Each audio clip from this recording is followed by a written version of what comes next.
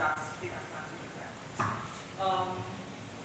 So I don't know what I'm going to say anybody. I'm sure we will all be working it out one day at a time. But some people know what they're doing, and they know what they're doing more than you know what they're doing, right? And so you can reach out to people. Obviously, people that don't really reach out to you, it has to be a little bit of they know you, they know what your goals are. There has to be a little bit of there has to be a personal connection there before they can mentor you.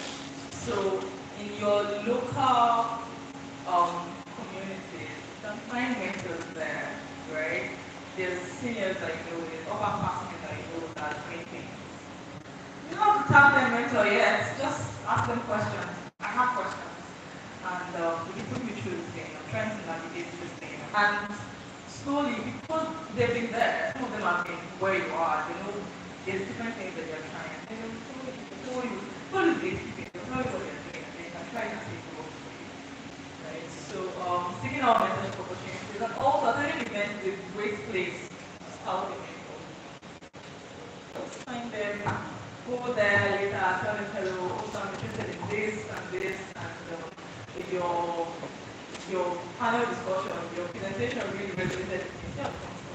But the idea is that you're trying to get them to tell you stuff, tell you things, give you, guide you through whatever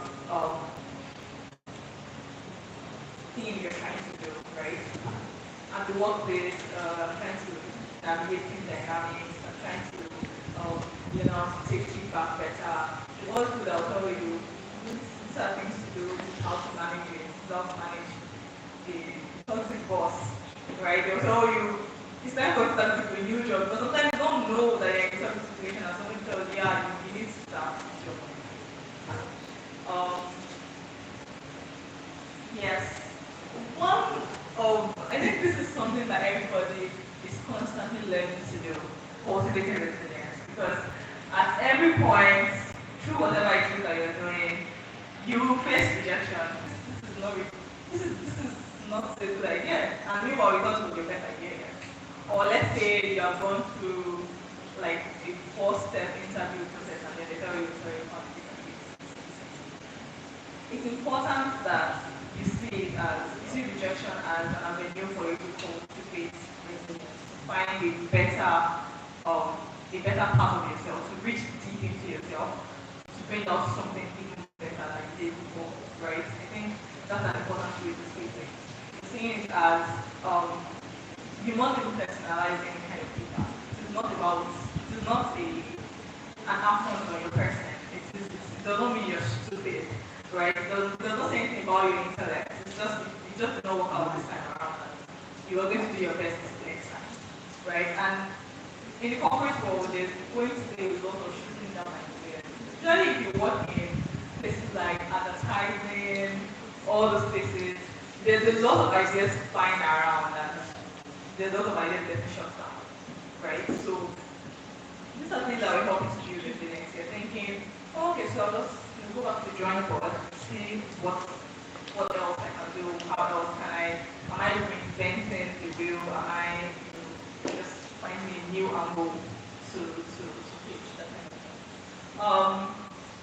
As you go into the workplace as well, very important that you ask for feedback. Whenever you work at any project at all with anybody, ask them for feedback. Give feedback as well. You would usually have supervisors or team members ask them, on this project that we just finished, what do you think I should have done better? Were there any ways my process that yours? Maybe you did not do proper research or something. Maybe you turned in your project to it and obviously it's affecting other people's workflow, right? They'll give you feedback on how you can manage that next time. So your next project that you're doing, maybe particular things that you have to do to make sure that the project works out perfectly.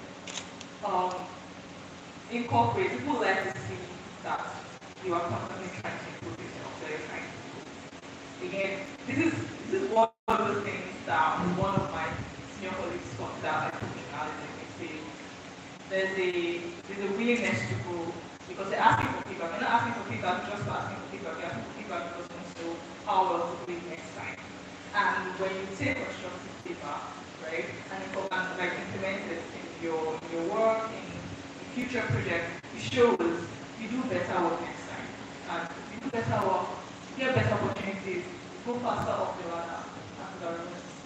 Um, Embracing continuous learning. Upskill, guys, please, often as much as you can, upskill this. Coursera, please apply for courses, take courses, watch YouTube videos. Um, a lot of people, I started learning to use Excel like 2 years into my experience because at this point it was getting everybody knows how to use it and like I need it and I cannot put it to it. Like this I need it and I don't use it. So it was getting embarrassing. So 2 YouTube videos, you know what you're doing. After like to an extent, like a couple of months in, you at least you're in our work to do certain things to do. As time goes on, you will hear that. So attend events, attend and see these things as not just basis for network or basis for actual learning. Or whatever it is you're doing, see everything as an opportunity for you to learn. Right? Also joining an accountability network is important. Because you will have supervisors, most of whom are they've been there for like 1 year, 5 years. They know most of what you're doing. They can guide you, but there's something about seeing people on your level walk towards growth that also drives you, right? If you are with other people, all of you in the same entry level position, everybody's you have to I'm doing a particular course, I'm trying to work on this, I'm trying to pivot into, let's say you're a data analyst, you're trying to pivot into data engineering. And now there's you who has not thought about, what the next possible step could be. AI, everybody's saying AI is taking jobs now. Everybody's trying to see what are the what things can I do? What things can AI not do yet that I can still do? What original, how do I do the original first? Right? And people are working on, how to get there. You see other people doing that, then it changes you, it drives you, and that's the point of an accountability pair. Specifically, a pair. People who are on your level. Nobody wants to be left behind. And that's what will drive you at the end of the day. It's not to be complacent. Because other people, they don't have to head. They're doing very well. You need to do very well as well. So another thing is implementing healthy routines. I know that people often say that entry level, first 2 years of working is where you're going to your mental health will be in shambles. It could be, really.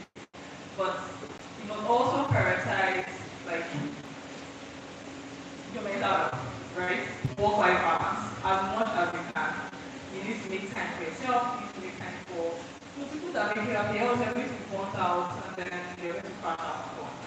Yeah, that's not really good stuff. You're not going to be able to do as the kind of good work that you should be doing if you're neglecting yourself. Yeah, I think those are the main points I have. So for this list of activity, I want to there's 3 things I have here on the screen. For the next week or for the next month, as you continue working towards transition, building work experience, making sure that you're primed for the workplace, what are you going to do differently? If you don't have a LinkedIn account, are you going to open a LinkedIn account? See how you can optimize a LinkedIn account. Are you going to take a course? Some of the courses that I did exactly for thereabouts, right? Are you going to, if you don't have a CV, are you going to work on a CV? Are you going to update your CV if you already have one? Are you going to start applying for specific roles, right? Or reaching out to specific things that I want you guys to consider. The CV, what is how your business is going to be next week. Thank you very much. I think that's the last slide. If you have any questions, please be free to reach out to me. I'm happy to answer your questions. Thank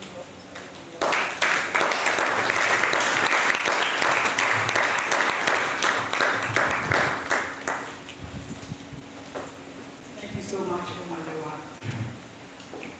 Please, let's give a round of applause to them. The session resonated more with me because while I was in school, she was my editor-in-chief of our departmental press. And so one of the things I want to say to everyone here, to the participants, is that when she was talking about connections, and I was looking at myself like, okay, your first job will come from your friend, most likely. It's just a friend that will send you a link, please apply for this. Or maybe your friend has an opening and tell you, okay, please come and join us in this company. For internship, I did an internship in 300 level, and from an intern, and 2 years after I became the editor. That is where I'm currently working now. Okay, so when she was talking about internship, it's very, very important. And there are two things in a job: you either learn or you earn. Both is great. Either is fine. Some people we live in a generation where people are so obsessed with money, and their internship then I think they were paying us 5,000 naira.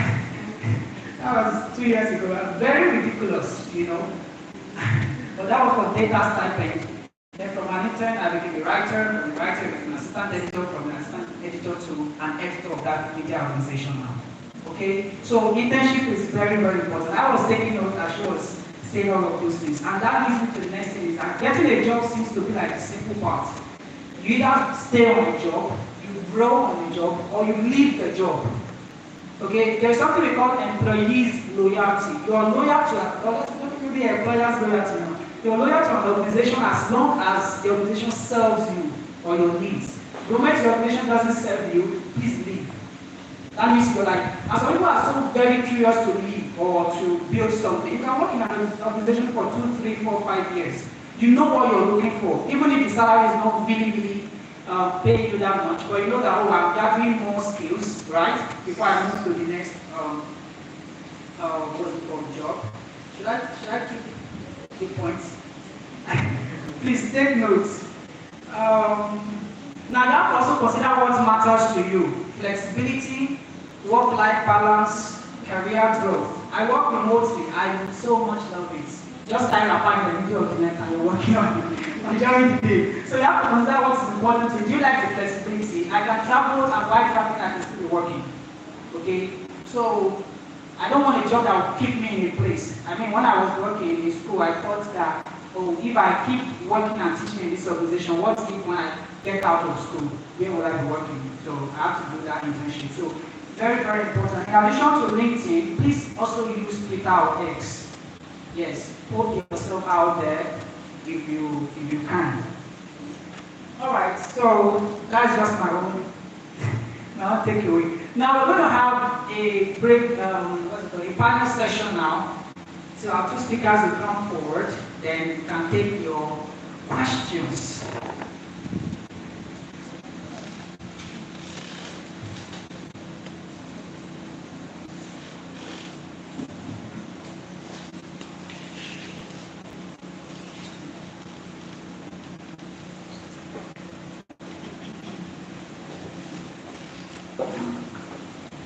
Yes, so one half, and this will be for 20 minutes. Please feel free to ask any question, even if, ma'am, I need your LinkedIn account or your emails. I want you to be my mentor or whatever. Okay? Very important.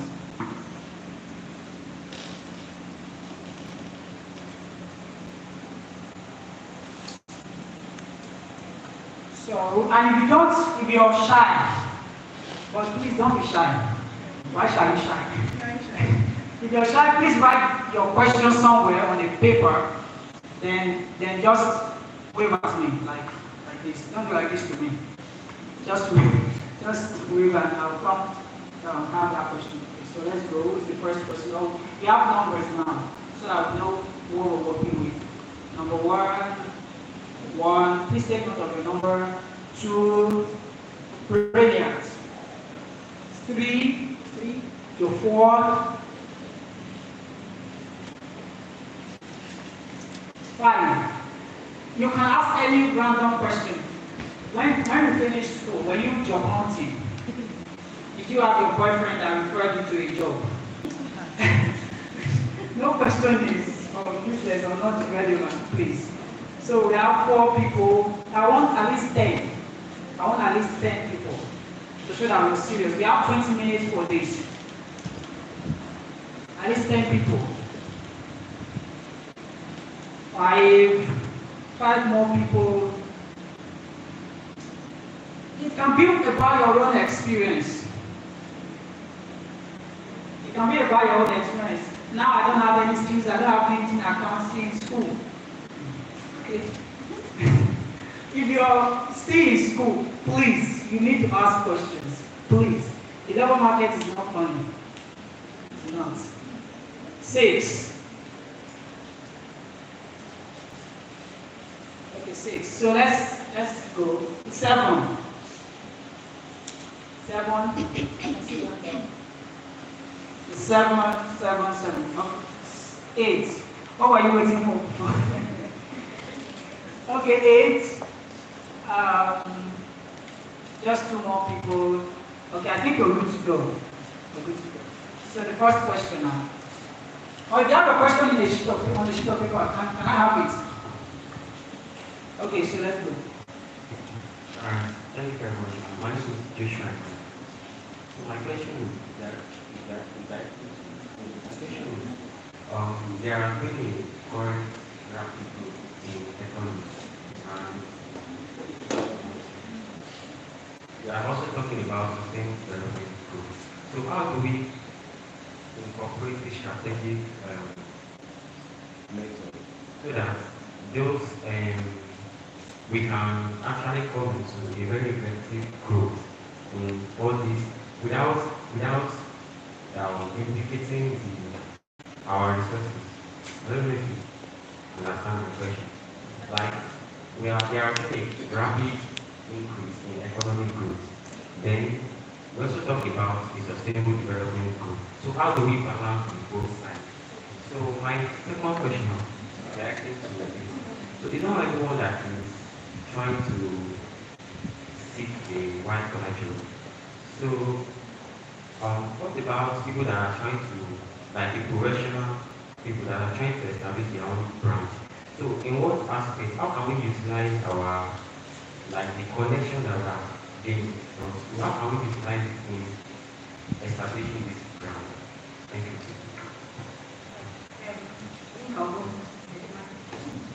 Alright, so basically, I'm going to start by saying that development or economic development is not, or prosperity is not trying to deter development. So when we say UI should have built or shouldn't be carried back as a perfect place in the world to have their assembly and whatever they call it. It's not because we think that certain things is wrong itself. It's good for development, right? But I mean, there are other places that we have used. We have a lot of plans. You get the point that we're not, sustainability is not trying to forestall development. It's working in collaboration with development to say that even though we are developing, we need to do it in a way that it's not affecting, that doesn't affect us now and affect the future. You get that? So it's not, they are mutually exclusive, they can exist together, they can co-habit, like they are practicing or merging development, or I say that develop and make it good, make it safe, or make it acceptable, make it, don't destroy us at the expense of development. As a matter of fact, deforestation happens for this building to exist, deforestation happens for the whole of UI to exist, deforestation happens for the whole of the trees, right? So I'm not saying that you should not do, I'm not saying that you should not have a store or a work where you have a store. Consider having a tree somewhere, plants somewhere, because it goes in and out. It goes, whatever you produce, ensure that of course, ensure that it's aligning with whatever I'm doing now, coming back and balance, that kind of thing. So again, disability is not the absence of development, it's developing the consciousness. Thank you so much. Please, let's make our questions and answers like short and direct. We don't want to keep you here waiting, and in the same way, we don't want to keep our speakers for so long. So the second question.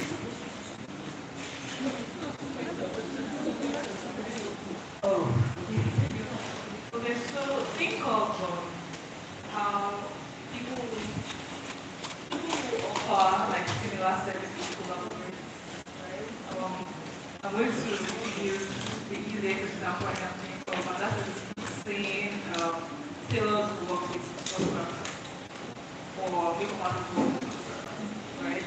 As you're building your brand, obviously the particular service that you're offering. While in school, you are in school right now, yeah? Find people whose service is kind of connected to the kind of service that you provide. Think of when she was talking about the circular economy, yeah, and how somebody's service is for expensive. Think of it as you have the same audience, like you have an audience that needs both of your services. Working with other people whose services are complement to your service, so that both of you can together reach the same kind of audience would really go a long way, right? Find people who are doing work with them, even if it's the same kind of service that you're offering. Find a way you can do a joint project together, right? That way you are tapping into their network and they are tapping into your network. So it's a secret everybody gains, right? And in the same vein, you're also constantly putting yourself out there, regardless of whether you're working in a professional environment or not. You must talk about your work, right? You write about it on your WhatsApp status, right? Because you need to be, especially if you're not in a professional environment, you need to do your best to always be top of mind. And people will not know what you're doing if you talk about it. People will not know the kind of service you're doing or how your service is affecting them or if they need your service, right? So find ways. LinkedIn is still a great place for that. People write about their side projects all the time. So it's not like it's only what you're doing at home that you're writing. Same thing with Instagram, with Twitter. Right. Talk to people, attend this event. People want to know what you're doing. Or like, I don't work in corporate, but this is what I do, right? Let people know what you do and then see whether whether they're your audience. Do you understand? Also, you know where your audience are. Go find them. Go to the kind of places that they go. Go to the kind of events that they go. Work with the kind of people that they work with. See if there's something there. Right? And then you create for you.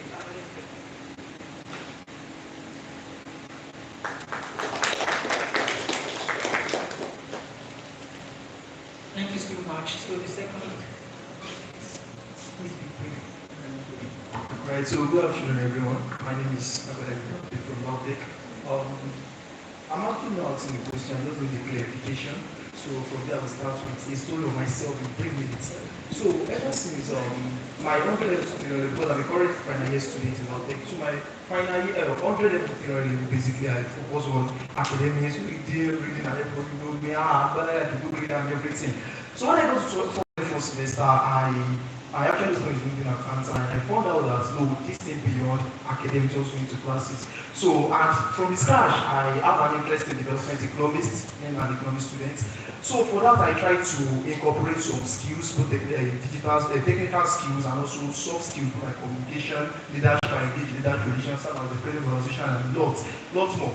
So ever since January, yes, this year, I've been applying for both internship programs, research assistant internship programs in some companies, up to 5 research companies. So I noticed that whenever I sent an application, it's either they don't even give me, I don't people see anywhere. I even sent one twice ago to their HR team. I didn't get any response. I tried to come up with a statement of being an ideal candidate for them. But despite that, normally I don't used to get a response. So I applied for 1 to 2 months ago UNICEF as a remote work, and unfortunately 3 days ago they sent me the place that I was not selected. I was like, why? They said what I have is not aligned with what they need for that particular role. So I was kind of down, you understand that, okay, where will I start from? What do I need? I understand the fact that what the school gave me was not actually what I need outside, and I'm trying to engage in some things. So what are those other things you can advise me, or just give me a clarification of what needs to do to build my potential, my profile to meet the standard of the workforce? And also, I noticed that we said this is in certain internship, this is an English. Why is it that any internship I want to apply for, they used to say that, okay, what experience do you have before? Since being the first time of applying for something like that, I think they should just dictate the best is just that you go to school, yes, I go to school. Where does certificate? This is it. So why is it that I will still have to learn this, and I want to maintain the best students I am presently, and even the second level best student of campus I'm presently? So how will I do about this? Thank you. Now to the question. Job hunting. So like Francis said earlier, job hunting is a full-time, can be a full-time job. Think of it as a numbers game.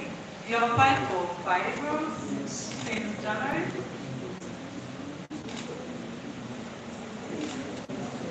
It's a numbers game.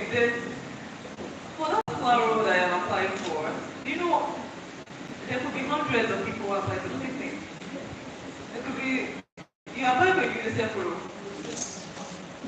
Yeah, there's like probably thousands of people that apply for it. And when most HR people do that, I found out that they only do anything for like 10 seconds. Because there's a lot that they have to do. So like, if they don't see it, it is not there, it's not there. That's where they do it, right?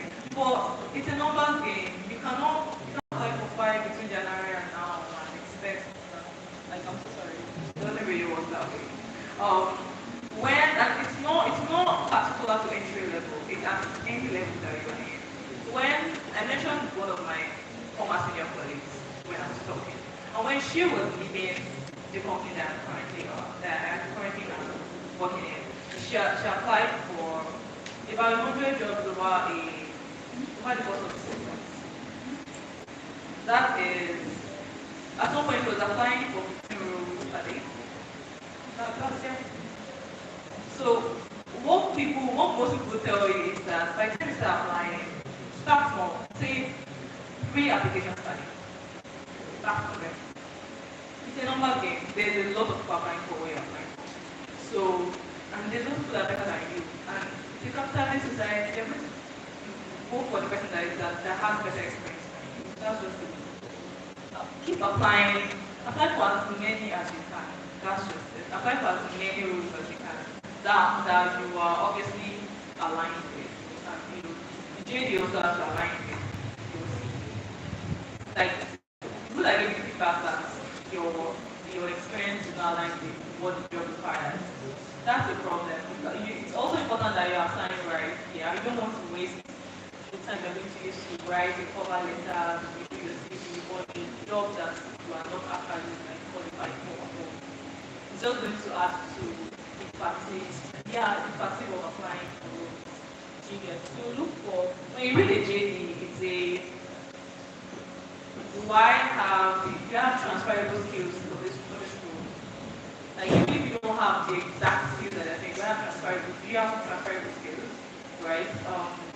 Also keep doing what you're doing, keep upskilling, keep learning more things that will prime you for the kind of roles that job hunting takes a while sometimes. That's what it matter. That's what it matter. It's not a new thing, right? It's everywhere, it's at every level. Do you understand? Whether you're a senior management or entry level, it's the same job fight. People are applying like crazy. That's like, do you ever see, when I see something on Twitter, somebody say that they've applied for over half a year, they've applied for 4,000 roles. And I'm like, sorry? And that's just it. Like, This particular boss, she had this particular senior colleague had a folder, and for every role that she was applying for, she was tailoring her CV to that role. So let's say she applied for 150 roles, that means she has 150 CV. It's a lot of work. It's a lot of work. They will ask you, they'll still ask you for cover letter. You might have to fill a form. They will ask you why you put for this role. You have to constantly, it's a lot of work. That's just it. And there are people that are putting in more work than you're currently putting in. You cannot compete with those people. You are not yet equipped to compete with those people. You have to, there's still a lot that you have to do. So, keep at it. I really hope that you keep applying for them. Start by, let's say for the next month, start applying, start doing like 3 applications per day. After 1 month, start doing like 5 applications per day. Something will come. That's just it, like something will come out of starting, right? You might get called up. And you also have to check the CV. CV properly written. Is it properly optimized? These are all things that you have to think of, right? When you're applying, you have to really see some of those key things like the JD, the keywords have to show in your CV. These people are not, they're not reading your CV for long. Let me just tell you. They're skimming. Yeah, skimming is lower than scan. Yeah, they're skimming. They're not reading anything. They're not looking through it. They're looking at their numbers of the particular keywords from the JD, so they show here and they will see this specific. So that's it. Thank you so much. It's a number game. Yeah. Yeah, so take the third person. It's a number game. And getting a job is a job. There's that book written in a book like that. Please read it. Who's the third person? Yes. Apply for 100 jobs, you will get one.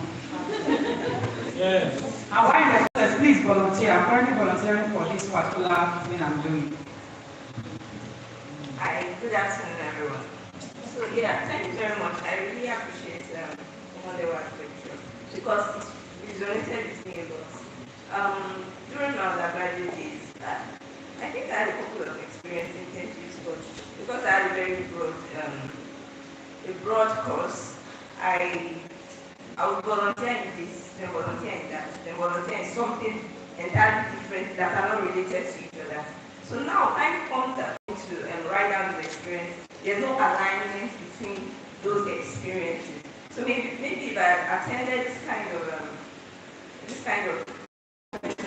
of opportunity, then I might have learned to align my experiences along a particular area that I want to focus on. So I can add that to one of the tips. Keep at it, volunteer in what you think you want to do or that area that you have interest in, and you'll be able to gather all those experiences and put it down and say, okay, this is evidence of what happened. So thank you very much. Then my question will be for Candice, right?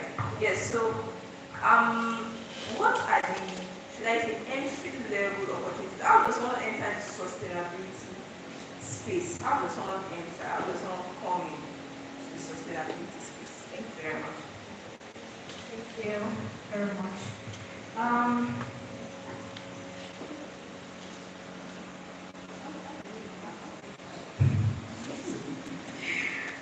Well, basically, for me, it was my master's degree was like, I knew that I wanted to do my DSA in forestry, right? So it's kind of aligned. I enter into it anyhow. After this event, when I said I want to be part of this team, right? Just volunteer. Talk to people like she said. LinkedIn is a very, very, very, I like LinkedIn. I was not sure I was the kind of person to like doing follows, but I entered this.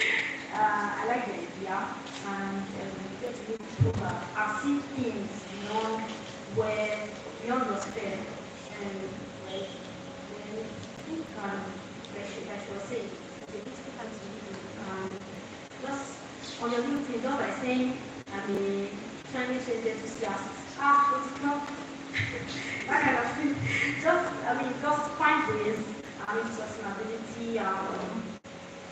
People want to see your because I was yes, not even track record. What you call yourself, what you want to do, you want to see that is like me to decide easy. In fact, you can send connection to very, very random people that are not meant to talk that. I was last week we were the climate press call and we had a chat. I met the president on LinkedIn.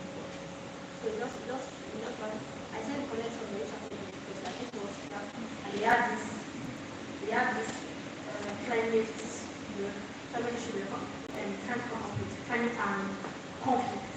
And I mean, personality, climate change, that was like the got into like so I mean if I enter anywhere you move for intentional like she said. So just lend a voice to what she said at that time. Also beware of like really many things. Honestly, there are applications I just look at and say, this was not for me, I just move on. Right? There are things that does not really concern you. When you look at the job, don't bother to apply, just move on. Probably not for you, you get. Not like just trying to apply for this one just because I think that there are some people who that this one I'm not going to this, I'm not going to be like I'm not going to have this so much international like the ones I have to do it well. So the same thing goes for the connected now. I mean trying to think of the right space for me to connect with me now. So I'll start my Thank you so much. So one quick thing, if your question has been answered and I call on you, please just tell us your question has been answered. Like if you have the same similar question with those that answered their questions before, I've asked some questions before. We try to maximize time. Like this, like an event like this, you can write something about it and post it on LinkedIn. Yes, it shows that you're really doing something with your life. That is what people, that's the only thing people want to know, that you're doing something with your life, career-wise, that you're upskilling, you're growing, okay? The fourth person, please.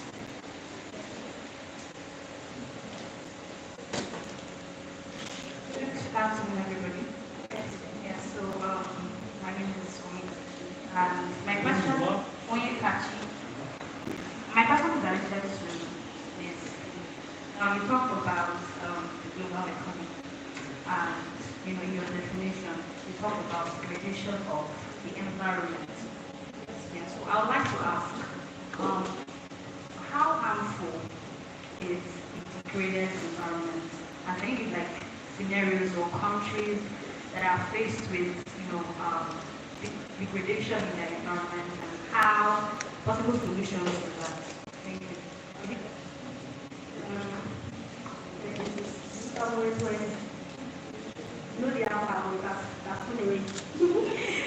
But I mean, like I said the other time when I was presenting, we are being affected even without our consent. Climate change is slowly slipping into us without we knowing. So it's not like it happens. We get to see the results eventually, right? We get to the result, but it happens slowly. It does not happen at the time, once like that. So examples of how bad can, like I said, what we're doing now is anticipating the future. That if we continue on this path, we're going to get to a point where we cannot return. You get that? And we're saying that if we degrade our forests, if we cut down every tree in this world to build, to do every other thing aside just allowing the animals to live and all, how would the earth be? What's the possible? Are you going to say we no longer have rats? Something like that. We're going to lose beautiful people. We're going to lose an important aspect of life that matters to us, right? So it's not like right now we have this. It's not an emergency yet, but we're getting there if we continue on this path. Thank you so much. So, it is an emergency because especially if you are thinking of climate change. Because of the industry I work in, there's a lot of I have information on like particular places. How do I say it? I have news on like um, Earth observation data, right? East Africa is in a terrible, terrible place when it comes to food security because of climate change, right? Africa contributes the least to anything that has to do with um, climate change, bad sustainability, all these things. We contribute to this. We are not, our manufacturing industries are not that ridiculous. Like, we are not doing a lot, honestly. We are not doing a lot.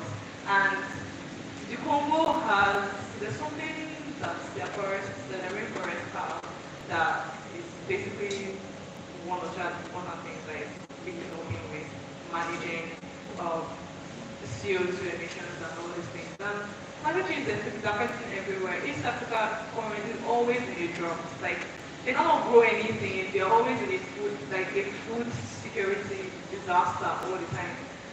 Whether it's floods or droughts or all sorts of things are happening. And you don't have to think so far away to something as abstract as like space or Earth observation. Think Palestine. If you're following the war between Palestine and Israel, I mean everybody really paid attention from last year October or thereabouts. There's been a lot of stories about how they've lost trees and like trees have been there since maybe time of Shiloh or something. All sorts of things are happening there. That is one of the things she talked about, like sustainability and conflict. That is what war does. Apart from displacing people, it ruins the ecosystem, right? All the gunpowder, all the things that they use to manufacture it for, none of those things are good for the environment. All these things are going to pollute the water, they're going to pollute the land. World War I or II, I think two, when the nuclear thing went to Japan, there's people, like, for a while, there's no way anything in those places. There's places in Vietnam where they use particular toxic things for the environment that people cannot grow things on that land. They cannot eat things that grow on that land, which means food insecurity, which means the water is bad, which means the ecosystem is damaged, right? The water is bad means that blue economy is down there. Like, the things with the water are dead. The things on land are dead. Like, you see all these things everywhere. It's affecting everybody. Whether it's in Nigeria as well, you see how expensive food has become. It is not just a function of bad economic policies or insurrections in the Middle Belt. It's also because climate change is affecting us over here as well. And we are all going to feel it. Like, we are already in it, but it's going to get worse if nobody does anything about it. Thank you so much. So you're far behind in time, but we still managed to take some questions. But if your questions have been answered, please no need to ask. And please just be straight to the point for the questions and also for the speakers. Thank you so much.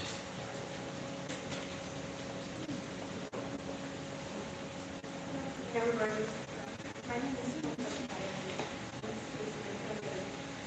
my question is, as a student, how do you deal with inconsistency? When you have like academic workload like a lot, and you are in like various school of social thought, and your day is packed with things, and you're trying to like improve on who you are, what you want to do in terms of how do you think of it?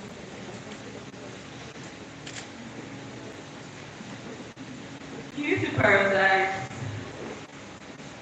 You need to decide, because you cannot divide yourself into 1 million, and your academics must also count, no matter what you do. You need to prioritize. If you have to leave certain societies, you have to leave the societies. I'm so sorry. Like, you cannot be everywhere. You cannot do everything. You cannot be burnt out when you go inside the corporate world. What are you going to do when you start working? So you need to prioritize, decide on what things are important to the kind of future that you want. Like things that you have to do let's say scale of preference kind of thing, or maybe opportunity cost. I don't know. Which one of those two you're going to do for it. You need to decide which one is more important. Whatever you do, school must not suffer. It really, like, that's the non-negotiable, right? And so, and even at that, there's people to stretch yourself into this. Yes, there are certain things you're able to do. There are certain weekends that you will be catching up on maybe courses that you already have backlog. Do you understand? There's certain weekends that you will be able to attend because they are busy trying to finish all the things that you already have done. But prioritizing will really help you. Prioritize what is important. Because I'll do it as a this week. These are the kind of things that I'm going to get. These are the projects I'm going to do for me. Anything that is outside of this scope, I'm going to do it. And then you think about it. Thank you so much. Like Omalowa said, please finish with a good grade. First class or at best 2-1. It matters. The advantage is when you finish with the first class, before they will think whether you know or you don't know, they will give you the job.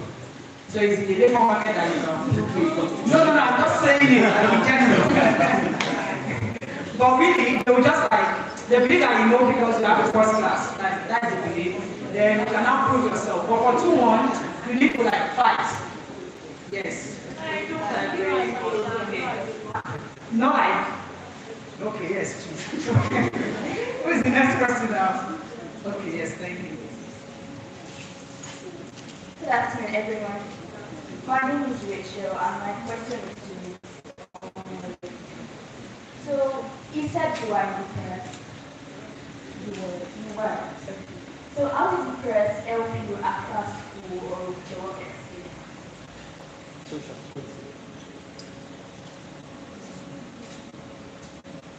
Very honest. Actually, it did. Because of the department that we're in, but the person was actually doing it for us because we went steadily and we do a bit of journalism and text communication and all the same things, right? So with press, I have to do a lot of writing and reading, yeah.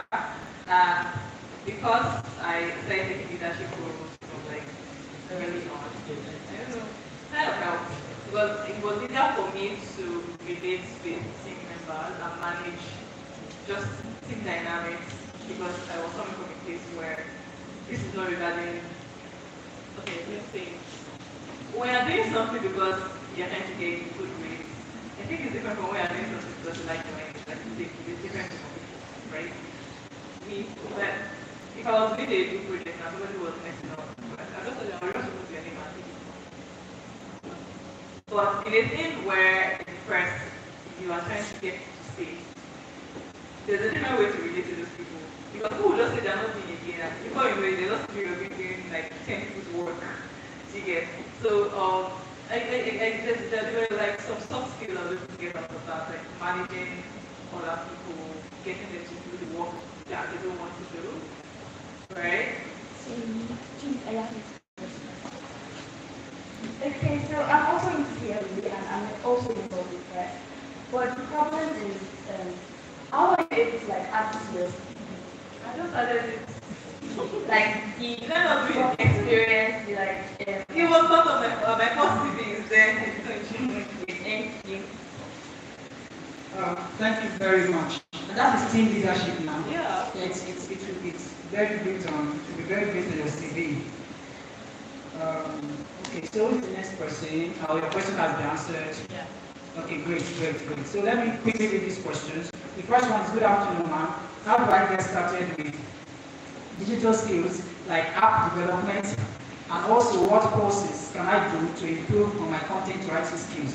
For content writing skills, please meet me after. Yes. I will say something. For the app development, Mr. Emmanuel will take a different. Yes. You can ask So your you can meet Mr. Emmanuel. So can we move to the next? Yes, please. Meet me. I manage a group of content writers. As a person who studied international relations and diplomacy, and you love writing, you have passion for writing, building your brand on LinkedIn, but you are finding it difficult to combine it to your field of study, but you discovered you do more of copywriting for brands, social media, marketing. What can you do to balance it and start combining it?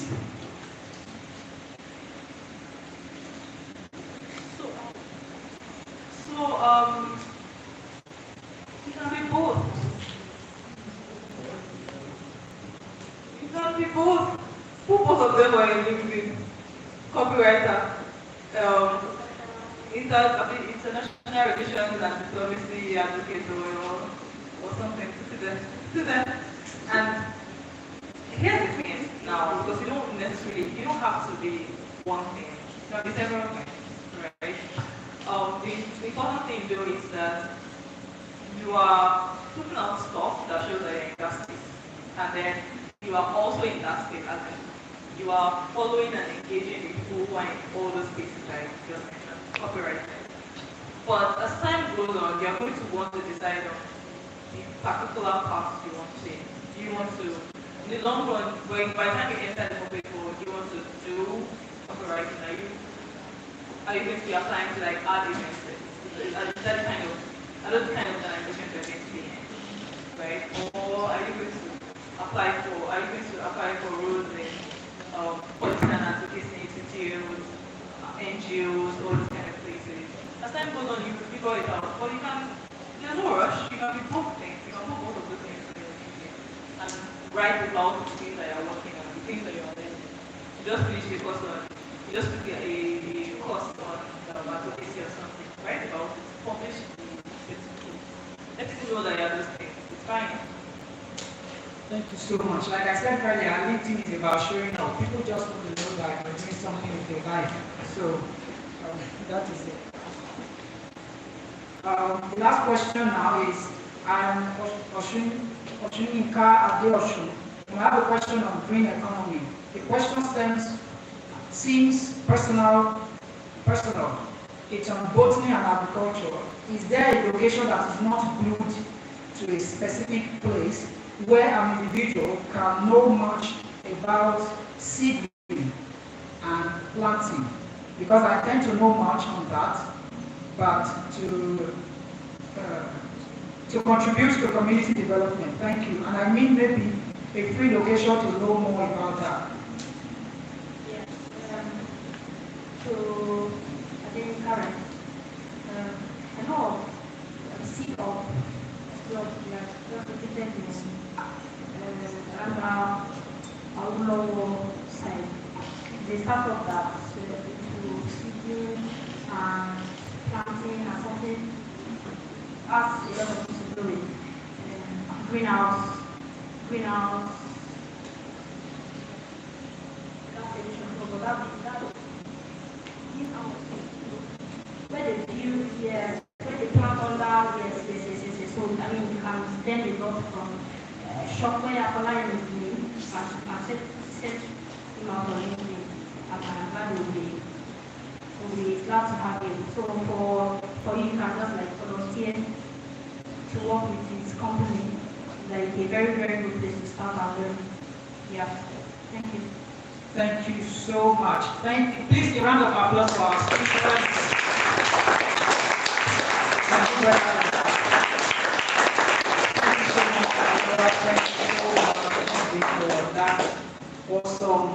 For those awesome responses. Please, if you need them, you can walk up to them to get their LinkedIn account, email addresses, LinkedIn names, and what, Twitter profiles, Instagram, and what have you. So thank you so much, and we'll come to the end of the panel session. Thank you so much, everyone.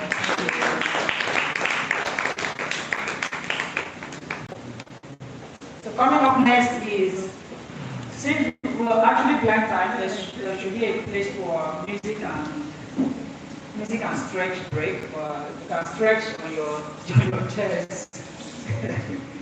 And for the music, we'll just put it into the spoken word performance because we want to get out of here by 3 or at max 3:30. So, spoken word performance by Kachi Fire. She's music for us. And I'll take a moment to read her profile.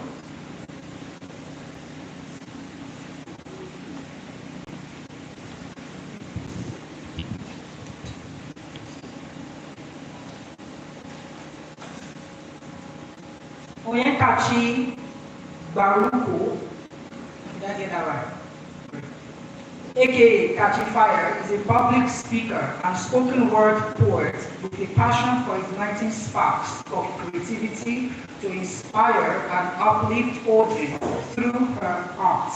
Since her university day, she has spoken on several stages, including the TEDx Alliance Way Conference held at Atiba, Oyo State, Nigeria, and the Literary Festival, Ibadan.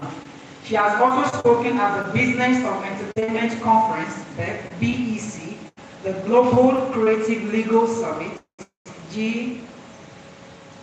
GCLS, held at Landmark Event Center, Victoria Island, Lagos, with the theme, Innovation Meets Imagination.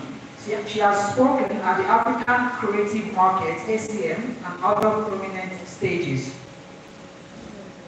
With every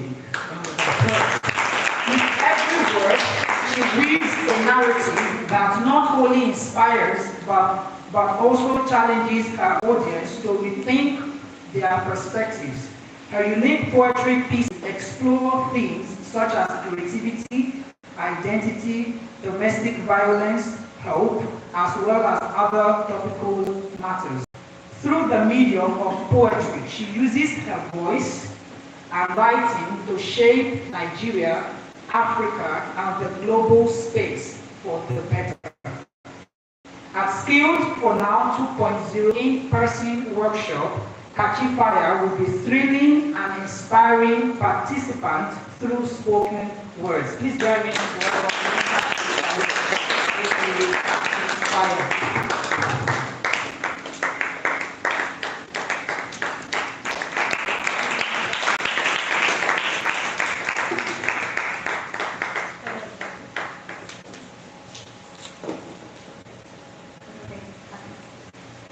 Yes. Good day, everyone. Please let's talk now. We are young people, right? Good day, everybody. Yes. How are we doing? I hope the sessions have been enlightening so far. It's an honor to be in the list of great minds today, and please permit me to appreciate the organizers, the sponsors of this event, the team, the project leads, the person of this, Moyida Mola. Please give her a round of applause. And our team members for working tirelessly. And I cannot but appreciate the participants. If you know that you participated in the 2 weeks virtual bootcamp, please applaud yourselves. Please. And to everyone present here, well done. Celebrate you. Alright, because everybody deserves their flowers. Alright, so my name is Kachi Fire, as I've been introduced, and I have spoken word poetry to deliver. So I would want you to do me a favor. Sit tight. Tell your people, sit tight. Strap your seat belts as we journey together.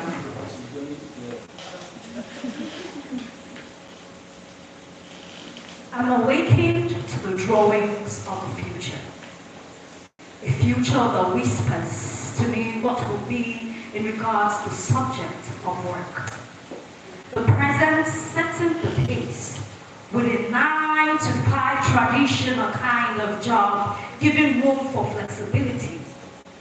Because you can really be in the comfort of your room, but eventually you are in Canada, receiving dollars here in Nigeria, all the beauty of technology. Darling, remember, we live in a world of automation, industrialization at its peak, the 4th generation. So what's the question? The question is, what generation are you actively in? Where are you settling in to remain? The 1st, 2nd, or 3rd, giving into obscurity, or giving in to being obsolete, or like me, Are you really waking up? Waking to the nudges, to the drummings of the future, turned into a clarion call for you and I to stay relevant, building a career where exceptionality rhymes with the tides of time, and time is more than a number. It moves faster than you can ever imagine because you can be right here, and the times are moved right there, and you need to learn to catch up unless you were left behind.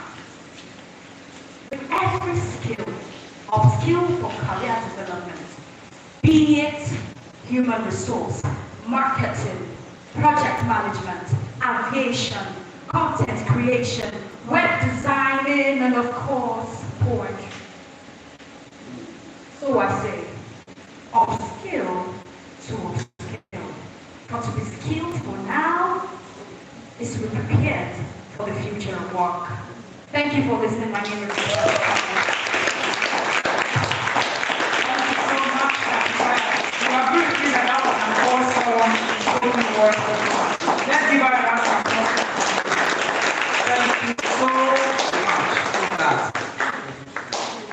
So we're going straight to the third speaker.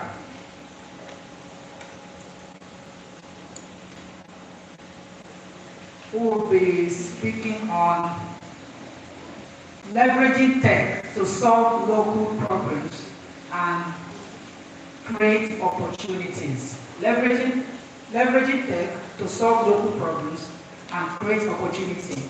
By Emmanuel Ogundare.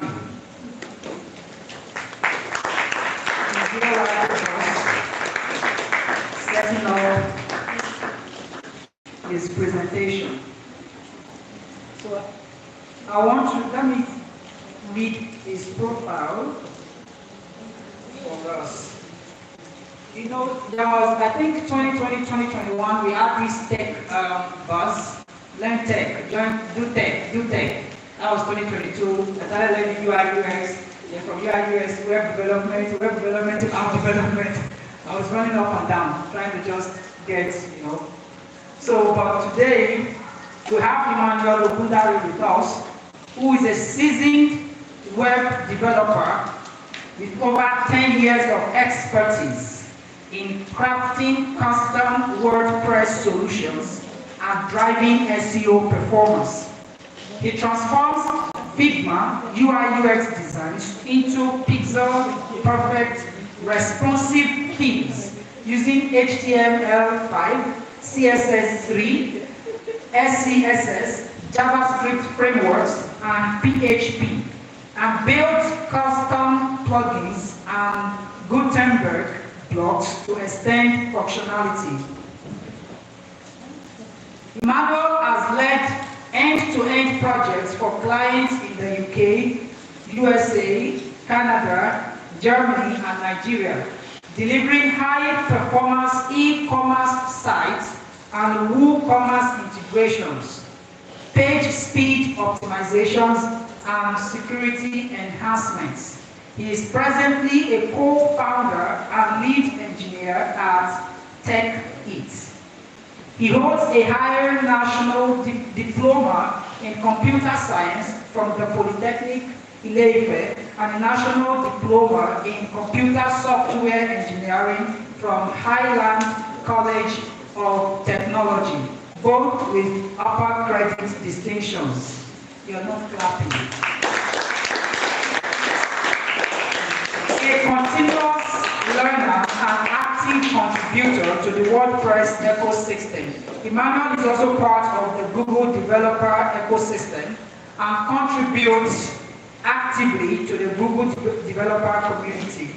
He leverages modern development practices, including Git and GitHub CI/CD, to ensure scalable, maintainable, and user-focused solutions in remote team environments. At Skilled for Now in-person workshop, Emmanuel Ogundare will be speaking on leveraging tech to solve local problems and create opportunities. Please join me to welcome Emmanuel Ogundare. Thank you very much. Good afternoon, everyone. It's been an amazing time. I just want to say thank you to Skilled for now, of course, the Shepherds of Africa, of course, thank you very much. Okay, so I'm just going to be talking, I just have a few times, no long stories, straight to the point, tech things. Okay, so tech as a tool, leveraging tech skills to solve local problems and create opportunities. This is Africa, right? And we know we have a lot of problems. Plenty problem. Problem, no they do it. Problem, no they. Okay, please, the next slide. Okay, just about me. I'm honored to speak at Safe for Africa, organized by Shepherds of Africa. So it's over a decade of experience as web developer and local strategist that help businesses, organizations, and educational institutions of work. In today's session, we will explore how young Africans can use their tech skills, not just for jobs, but to drive meaningful change in our communities. We will look at 3 examples, in-demand tools, and practical steps for leveraging technology to solve local challenges and create opportunities. Whether you are just starting your tech journey or looking to apply your skills, like someone has said, they are more impactfully, this talk will help you connect the dots between innovation and transformation. Okay, so I'm just going to be talking about, I believe all of us here, one time or the other, have heard about technology. And of course, all of us are techies, let me just put it like that. We have a smartphone, isn't it? Yes, you have a smartphone, you can play social media, you know YouTube, you can take pictures, some of us maybe did desktop publishing at some point, can use Google Workspaces, and of course some other project management tools. So all of us are techies. So, but then it's beyond that. We are all using these things, and people are still suffering. This is Gen Z generation. So enough of the sweats. You wake up at 6 a.m. You take your beds, especially if you have worked in Lagos. I worked in Lagos. I was doing on the mainland. I worked on the island. At one point in Oshodi, I can never forget my life. I can't forget. I just wanted to say this so that you can get a full and real picture of what I'm talking about. I had to resume by 8, and of course, I'm staying at Saltwater. So at some point, I just made that decision. I go on Mondays, I come back to mainland on Friday this weekend. So, but before that, it was a rush hour. And the BRT stuff, the line is as if you want to enter heaven. It's very long and lengthy. So I just entered, right people are dragging to enter from the GCM buses from the main entrance. I just opened the back seat window. I just took my bag, I just sat at the back. Enough of those stress, we really suffered, But then thank God for that, and of course the COVID-19 revolution, it brought another insight, another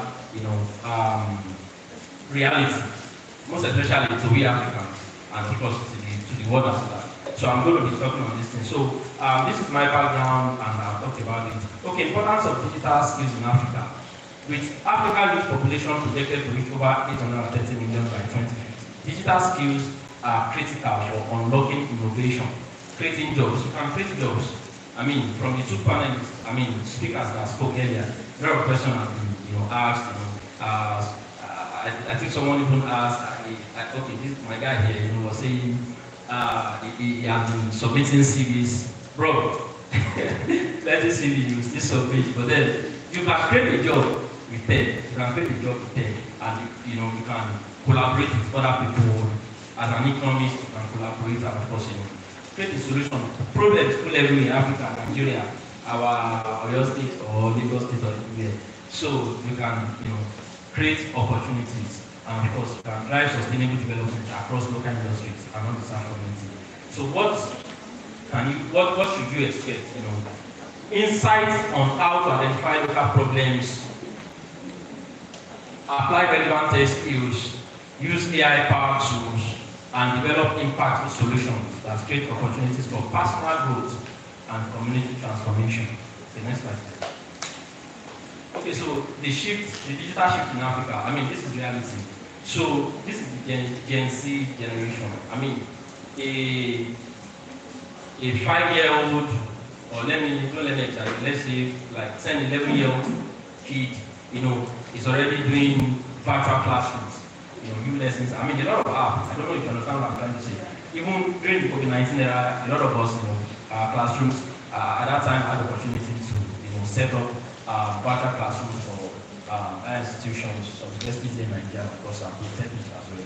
So we made use of Google Classrooms, and of course, developing some other third-party applications, integrated with Google Classrooms to, help students, submit assignments and of course learn better. Some even did, pre-recording videos, lecturers, talking, and of course just showing the pictures of their points and blah blah blah. So we're able to do that. So the digital shift in Africa is now, smartphone penetration, over 500 million smartphone users across Africa.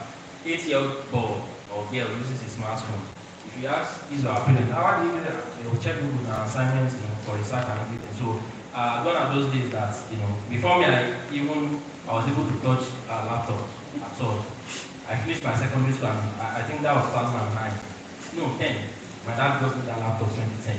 So, I didn't get to, that time when I was in secondary school, when one of our teachers would bring the laptop, that time, he's using a Mac book, this old one, that when you put it on, the light straight on the Apple logo while the laptop is working. So it was just, I didn't know, although I had a phone, I had a smartphone, but then I don't even know the phone is smart. I just had a phone anyway. So unlike now, everybody is just, techy, and everything is moving so fast. Also, rising internet access, improving internet connectivity in many African countries. A lot of fiber internet cables now, a lot of ISPs. We have our telecommunications network, Airtel, Glo. If you are using Airtel, it doesn't work, switch to MTN. MTN know they work. Go and buy Smile know they work. Switch to Spectrum know they work. If you have opportunity, Starlink know they work. Fiber. I mean, these options were not there like 5, 10, let me just say 10, 8 years ago.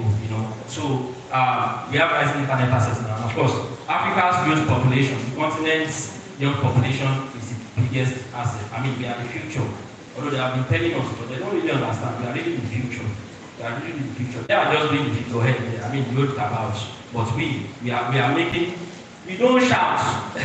It's not by coming to. Thank you. It's not by coming. No. Okay. It's not by coming to an ISBs or coming to TV. Although it's good, to showcase your portfolio and all. But then you can shape the world from the corner of your workspace in your house. Okay, next slide. Understanding the power of tech. Tech is not just for techies. Like I said, tech skills are powerful problem-solving tools that can be applied to a wide range of industries and challenges, not just the tech sector. That's why I was talking about the economics and that. It's not necessarily a computer software engineer or you are doing computer science in university. It's not just, I've worked with, electrical engineering guys that later delegated into tech even after school. So it's not just for tech. It's tech solving local problems. From mobile banking to education technology and precision agriculture, tech-enabled solutions are addressing key pain points in African communities. I'm going to elaborate on that later. Examples of tech impact, fintech platforms like Paystack. How many of us know Paystack? If you don't know Paystack, you know Flutterwave. If you don't know Flutterwave, you know Moneypoints, you know OP. So those are fintechs, and of course, they are simplifying digital payments for businesses. While tech solutions like ULesson, Udemy is also an tech, Coursera, even YouTube too. Some is tech. They don't know how to utilize it. So expanding access to remote learning for students. Healthcare innovation, startups like Lifebank are using technology to streamline the delivery of critical medical supplies like blood and oxygen across Nigeria. I mean, if you have a patient in UCH and you need a blood, just download the Lifebank app on your Android or iPhone, Apple Store. You can make orders and they're going to get it delivered to you tech as a problem-solving tool. With the right tech skills, young Africans can build innovative solutions to address local challenges and create new opportunities in their communities. Okay, examples of local problems solved by tech. I told you we have problems. Somebody starts one day. How many of us know child death? Have you used child death before? Okay, we use child death to other child and food, right? Okay, so the founders of child death, they just find it hard to get food. I think they're in the island. I was reading about them a while ago, and they couldn't get any food order. You just have to manually go through the road, traffic. If that place is not like Alaska or Ibadan here, you now queue. By the time the queue now reach you, the food, the hunger has even gone to like 10% or 5%. So Child Death came up with that solution, and of course with Child Death you can order food. They're in partnership with these brands, food vendors, supermarkets, and all that. They get it delivered to you. So example of local problem solved by tech, Agritech, Hello Tractor. Hello Tractor, these guys are based in Kenya, and of course they partner with tractor owners and farmers. And Hello Tractors connects farmers to tractor owners, improving access to farm machinery and increasing productivity. That is one project solved. Another project, FinTech, Paystack, I mentioned it earlier. Paystack simplifies digital payments for businesses in Nigeria, making more efficient and secure transaction. EdTech, QLesson. QLesson provides remote learning solutions for students in Nigeria, improving access to quality education. Health Tech, LifeBank. LifeBank delivers blood and oxygen. I've talked about all these solutions. Okay, so for me, I had the opportunity to work, I think 2 years ago now with Christians University at Abeokuta. I mean, it was not Christians University. It is the pioneering university for Islamic University in Nigeria. And so, of course, I work with the team, so I'm part of the co-founder of TechFit. So we went and this other, just young guys, it's just me, the boardroom, the PCs, the profs, the degrees, and then, we did our presentations, and of course, Grace spoke, and of course, we were able to work on that solution for Christian. We transformed everything about their digital presence, from their website, to their e-portal, to their apps and everything. And of course, we are even driving traffic presently, and of course, thereby skyrocketing the engagement, and of course, also contributed to the university growth in admissions and financial performance. So with CUAB.every.India, I think you can see it. It doesn't take 3 seconds to load up. It was only developed by me. I was the lead engineer, the only developer in the team. Of course, I work with UI UX designers, so other part of tech. We also did branding for them, and of course, we were able to come up with a solution. So, next slide. Okay, so how to leverage your tech skills today? See, before I forget, there is a lot, the tech world is broad. And so one of the common or general questions that people ask, or people of this caliber will ask, okay, which part of tech will I do? Okay, maybe we've heard about UI UX design, coding, graphic design, social media management, content writing, technical writing. It keeps going on and on, and we are discovered. The same thing happened to me, even though I was a web developer.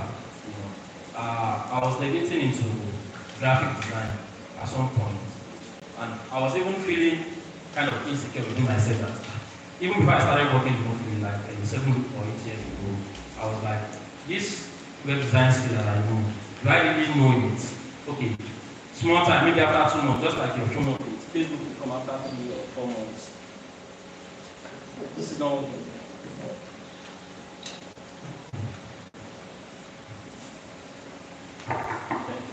Okay, so like our phone apps, there's always updates. I don't be so. There's always updates. Initially, you must have updates. So if you stop having updates, that means maybe the developer stopped working on the app or something, or maybe the app is no more functional or something like that. So, but then I was just asking, we are learning ABC tomorrow, maybe after 2 months. EFG is out after 3 months. So I mean, new technologies, especially when you begin to work, I mean, to have JavaScript frameworks like React, I mean, they are always updated every now and then. So, one of the questions is, which one should I do, or how can I? What I will just tell you is, just be focused on one. You know, jack of all trades. There's nothing bad, you know, knowing something about everything, but be a specialist in a field. You know, even as a web developer, I'm a WordPress developer. So I do front end, I do back end, but then I will not say I'm a mobile app developer. You see, even though I know about mobile app, I know mobile app start, you know, Flutter and that, you know, React Native, Android development, and a lot of them. So, but then I focused, you know, I did about digital marketing. I've done ads before. You know, the last office I worked physically before COVID-19, I generated over 3.5 million. That's what there are. It's an ISP company in Abeokuta. And I generated over 3.5. I was running ads in my house during the lockdown.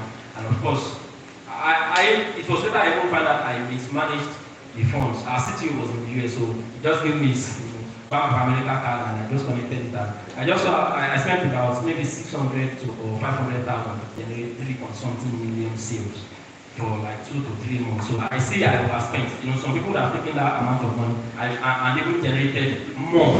You know, but then I was the best then. But then I just had to switch. Oh, this is not mine. Let me just focus on. But then I still know something about digital marketing and all. But then you just need to focus on a skill, on a niche. If it's web development, if it's, you know, design, if it's writing, if it's what is it called? Cloud computing, AI.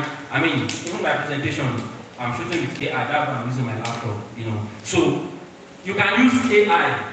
I mean, you can just. Some people are just AI driven. You know, if you ask what do you do, they say AI. What part of AI? They just tell you. Give them the they get paid. Man, no long story. They just get the job done. They will not say it's good. You know, like one of the speakers said, if you know something, put it in your LinkedIn, put it. But then let the world know you, especially your CV, speaks about you, about something spectacular, something in particular where your strength lies. You know. So identify local problems, build minimum viable products, start small by creating prototypes. You know, I spoke about Chowder earlier. They started from somewhere. Money Points started from somewhere. You know, presently in our startup tech, we are presently building a product at the moment. I'm not going to unleash that at the moment, but then, and hopefully maybe in 2-3 months we are already pushing for funding. So we are building one step at a time. So you can start from where you are, from your phone. I've seen developers that started coding from phone. They are online editors. If you want to learn code, they are online editors. For example, if you go to Code Academy, you know, you can learn.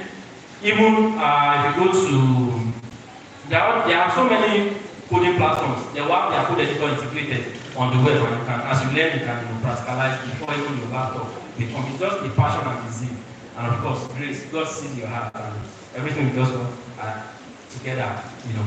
So use available digital tools, leverage existing technologies and platforms to build solutions. Nothing is new. I keep telling people. You know, as Yoruba would say, nothing is new. The code you are trying to write, somebody has written it before, maybe not in your own style, but that's free. For example, Money Point solution. Before Money Points came, banking have been existing, isn't it? You have Bank and this bank. When Money Points came, they refined the solution. OPay. I think OPay came before Money Points said. You know, OPay came, Money Point and Flutterwave, Paystar, a lot of Stripe, a lot of these guys. So you can use existing solutions, and thank God AI is available. Collaborate with local organizations. I'm just rushing on because of time. I'm out of time now. Partner with non-profit organizations, school, small businesses, schools. Okay, so long story short, you guys can see me, right? Long story short, try to. Thank you very much, sir. Then try to focus your head, level your head, stop sweating unnecessarily. In your academics, you can level your head a lot. If you are coming to the tech space, you don't know what to do, you don't know which. I mean, if you just know that you usually fall in love with designs or with colors, it's telling you something. you have to be passionate about what you do. So, you know, a lot of us in Nigeria, before I started working remotely, you know, we just go to do the job for the day. After about maybe they just pay me at the end of the month. Even though I'm working, but then the passion is there, the thing don't die. So you are not happy to open your laptop or, you know, just to do that work, you know, or take that thing that you do every day. So you have to be passionate about me. If you wake me up anytime, I can't be tired because it's my passion, it's been born me. You know, so you just have to find a niche, a stack, or a field, a tech field, and you know, you can go for it. So test skills in demand, 2025 and beyond. These are test skills you can learn, you know, from now and of course beyond. They have been existing, especially the web development and of course the mobile app development. Mobile app came up, I think it's not, maybe it's not 20 years now, 15 years thereabout. People begin doing mobile apps. So we can also do cloud computing, AI and machine learning. We can do something like Python, you know, and some other things, other languages. Okay, so I think I'll just have to wrap up here. I know there will be questions after this session, so I don't want to take too much of our time. Thank you so very much again for your time.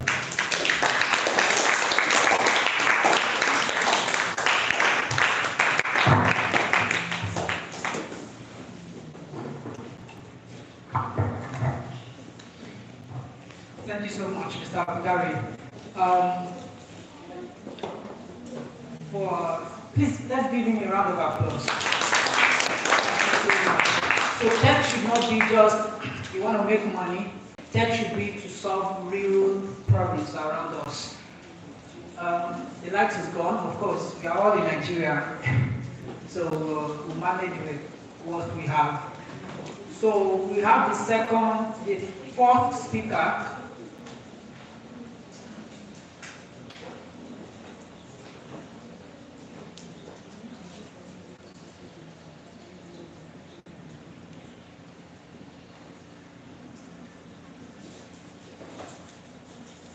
So, saying that it won't be good for other speakers to have their session without slides. The slides are very important, the light for live streaming. We will have a breakout session. The breakout session focused on education, tech, green economy, and all of these other areas. I'm going to read them out, so please take notes so that you know where to join. Okay. Give me a sec.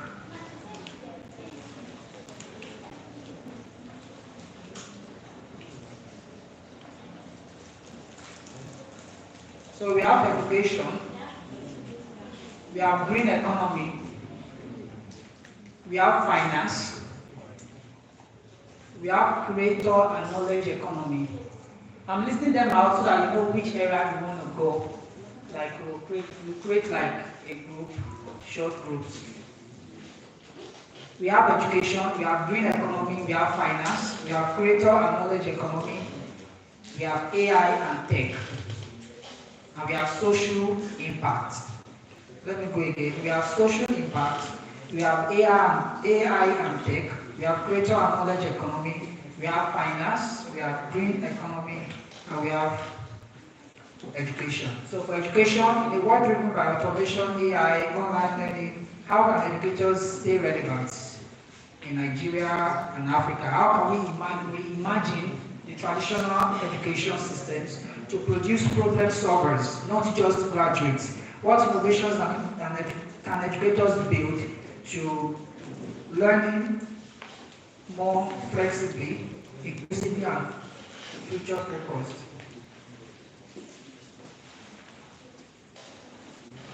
So we will do something. Now in the breakout session, this is how the structure is going to be. Each person in the group will introduce themselves and why they choose to be in the industry. Then each group will pick a coordinator. Then each group picks one person to document the major highlights shared during the discussion. Each group discussed among themselves, sharing ideas and experiences using any of the 3 prompts provided. Each group will be provided a marker and cardboard Each group will have a presenter who will share with the audience the major highlights of their discussion. Okay, so we have for this side, okay, for this side will be for the education, please. Education, these first 2 rows, then the next 2 rows will be for AI and tech, so you can start standing up to know where you belong. Hello everyone, good afternoon. Good afternoon. So while we are solving the light issues, we are almost done. We just have about 3 sessions to go. But in the other program, I think in the meantime, maybe we can draw the curtains and let some lighting. If you are near the curtains, please. So you can at least have some light. But there's a session, it's the breakout session here we gather people by sector. So let's say you are in education or you are interested in education. Then you come together, you sit together, you guys will discuss. Actually, it's sort of a peer discussion. So you discuss what are the trends, how can we prepare. You discuss in that group.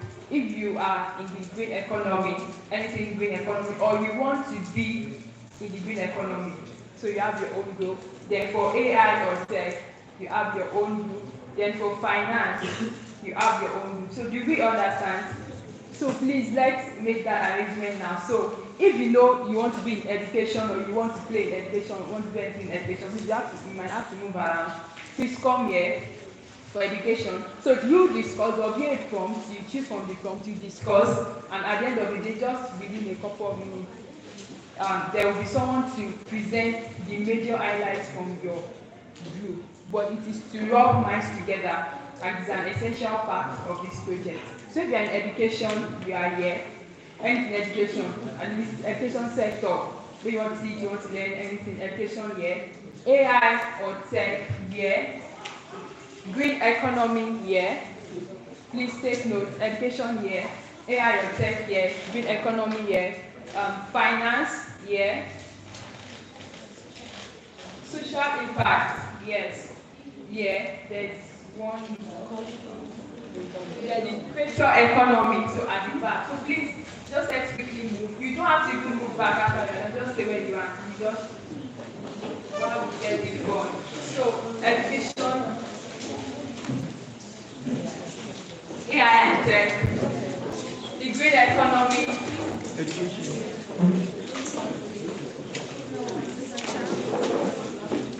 Right, so we're going on education. Green economy, finance is here. Greater knowledge, okay, social impact, a greater knowledge economy.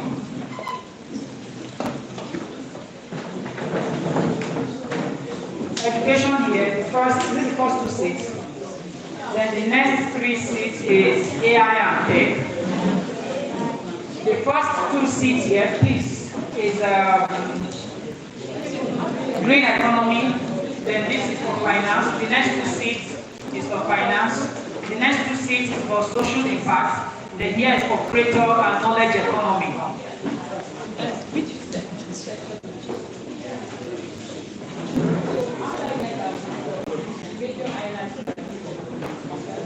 This group is for social impact.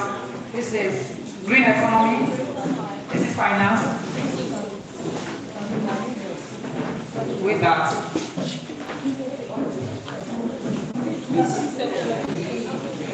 Green economy. You can rearrange your seats in such a way that you can face one another. You are going to rearrange it back when we're done. AI and tech,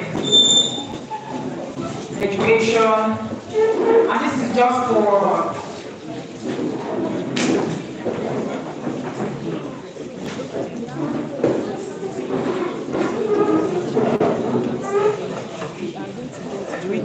is there like breakout?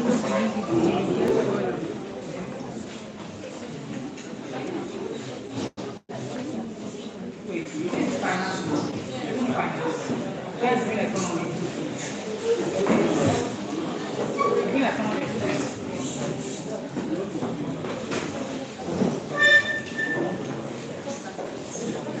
knowledge economy, greater knowledge economy.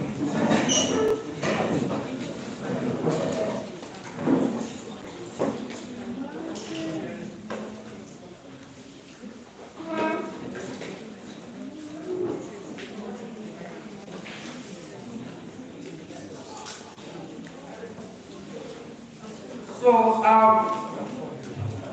each person in the group introduces themselves. Okay, that's the first thing. Then each group will pick a coordinator. And again, each group will pick someone that will document the major insights during the discussion. Then each group will discuss among themselves, sharing ideas, experiences with any of the prompts. I will come to share the prompt with you very shortly. Then each group will be provided a marker and cardboard. Each group will have a presenter who will share with the audience the major highlights. So you have, this is just for 10 minutes, 10 to 15 minutes. Now, you can start the introduction before I come to share the prompt with you. Pick your coordinator, then pick someone that will serve as a secretary that documents the highlights.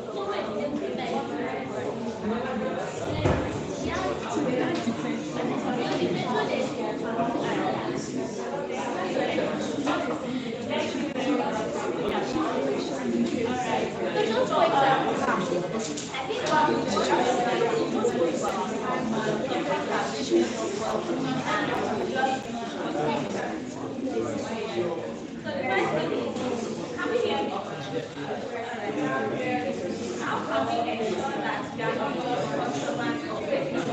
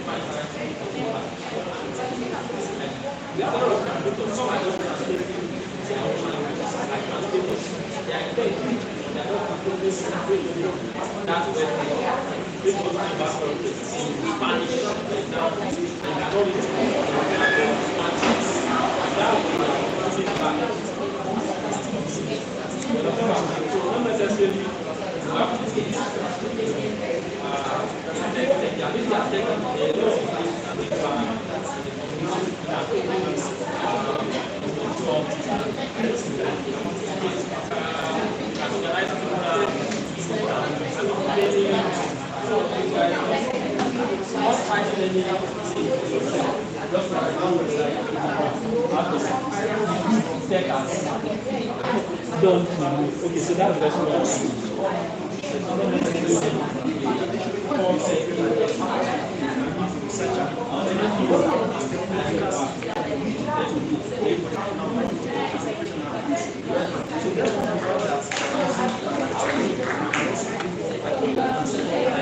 Please, class, 3 more minutes.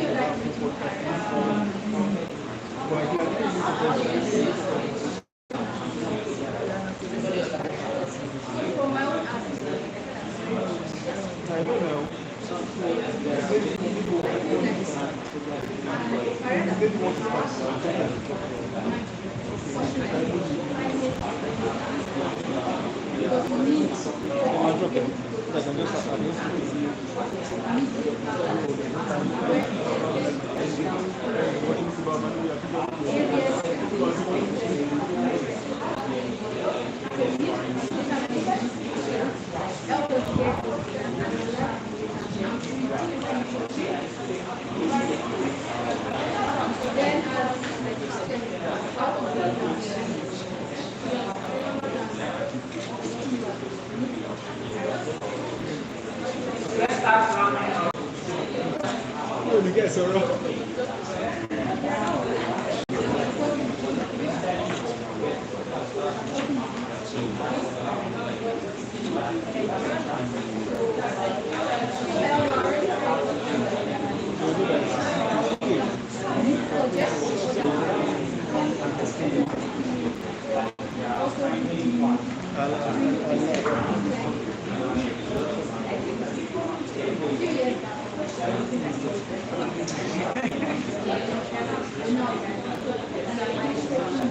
Okay, we have 1 more minute.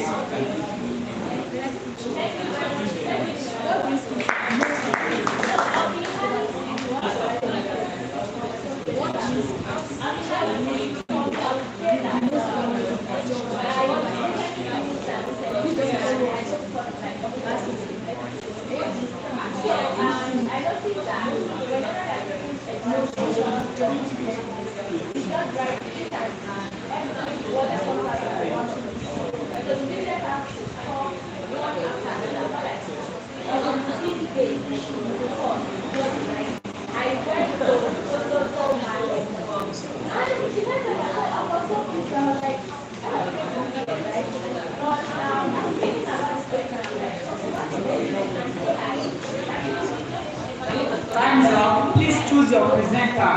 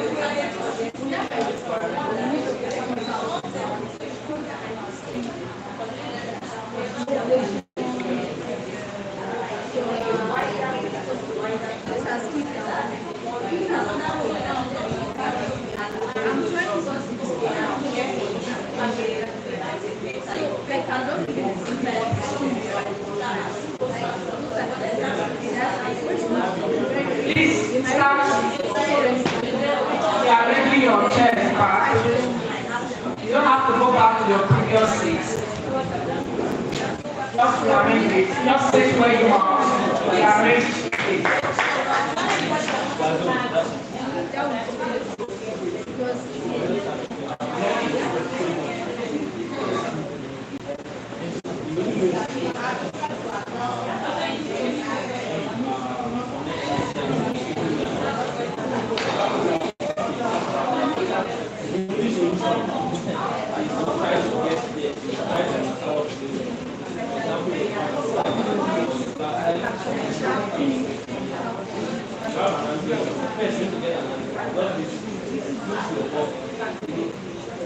Time is out, please.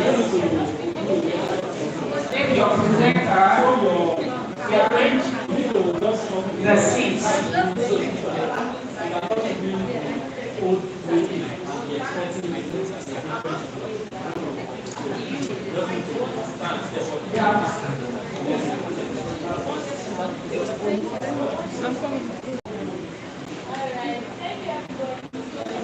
Please just rearrange this.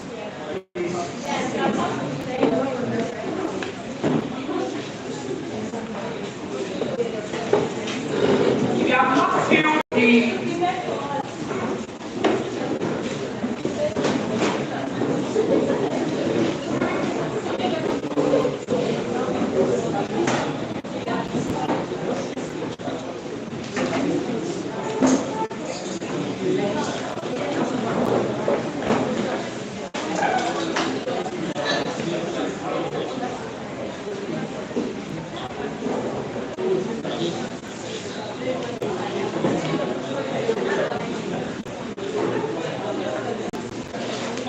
Please, if you have not filled the pre-survey thing, which is very, very important, just stand from your seat.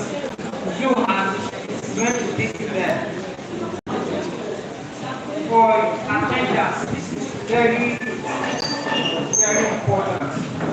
You can stand right from your seat.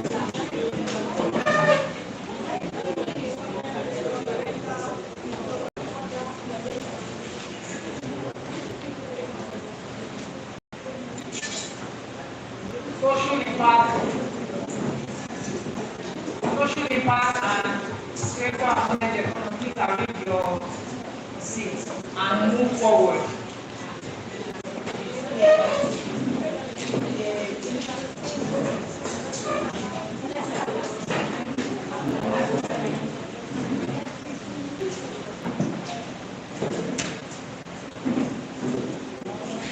Please, everyone, please, when we are doing that, please, it is very, very important. Like I mentioned earlier, this project is funded and we need the data for project report. So please, if you've not filled the baseline survey, please fill it now.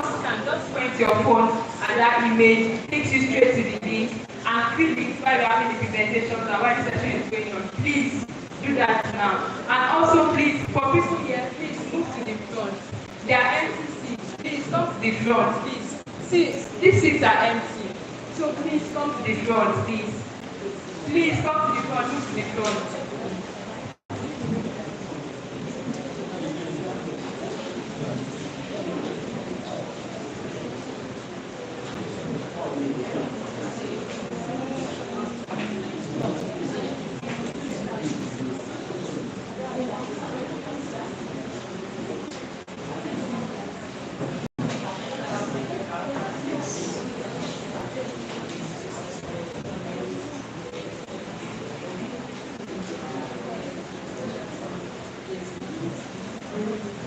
ready?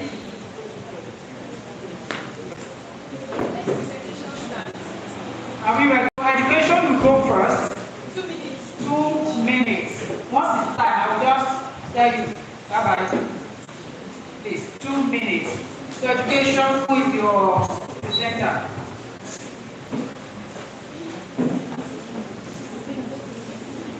Please introduce yourself. Good afternoon, everyone. My name is Koshi. I'm a 300 level student at the Faculty of Law. And in our education, we discussed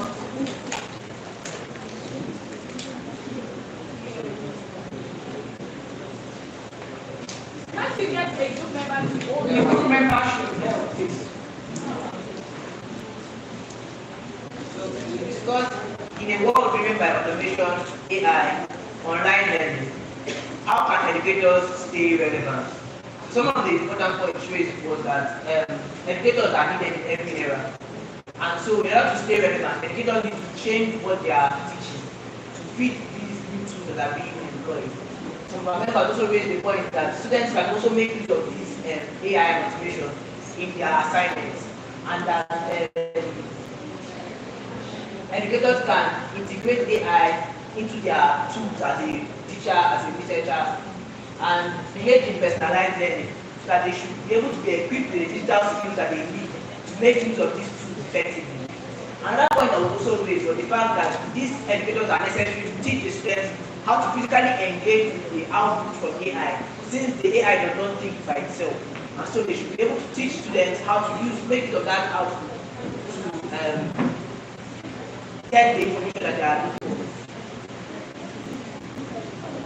Another point I was raised was the fact that educators should make use of feedback mechanism in employing these AI automation and all the rest. So that's what we came to in our. Thank you so much for that. Please, let's give them a round of applause.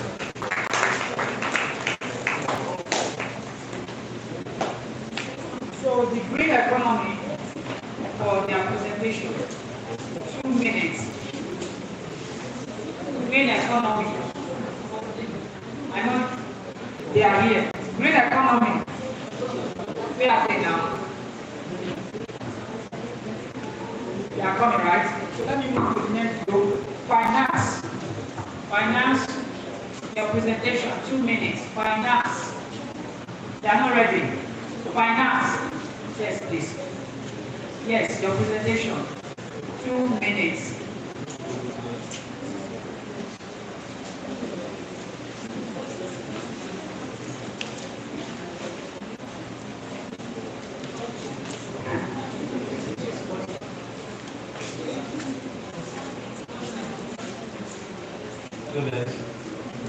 Hello guys. Thank you.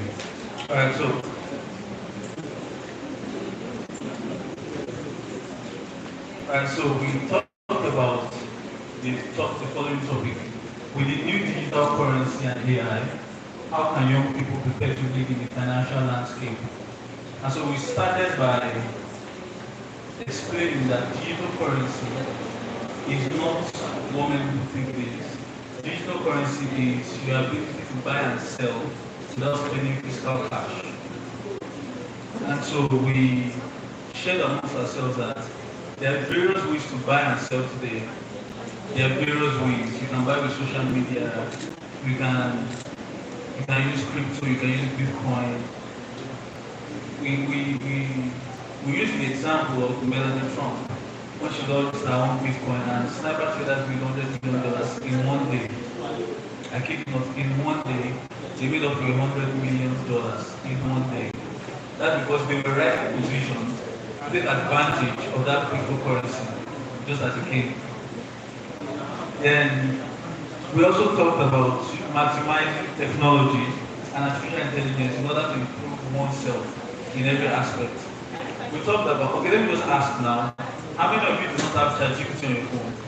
You don't have ChatGPT on your phone. I see one person, I see 2 hands, I see 3 hands.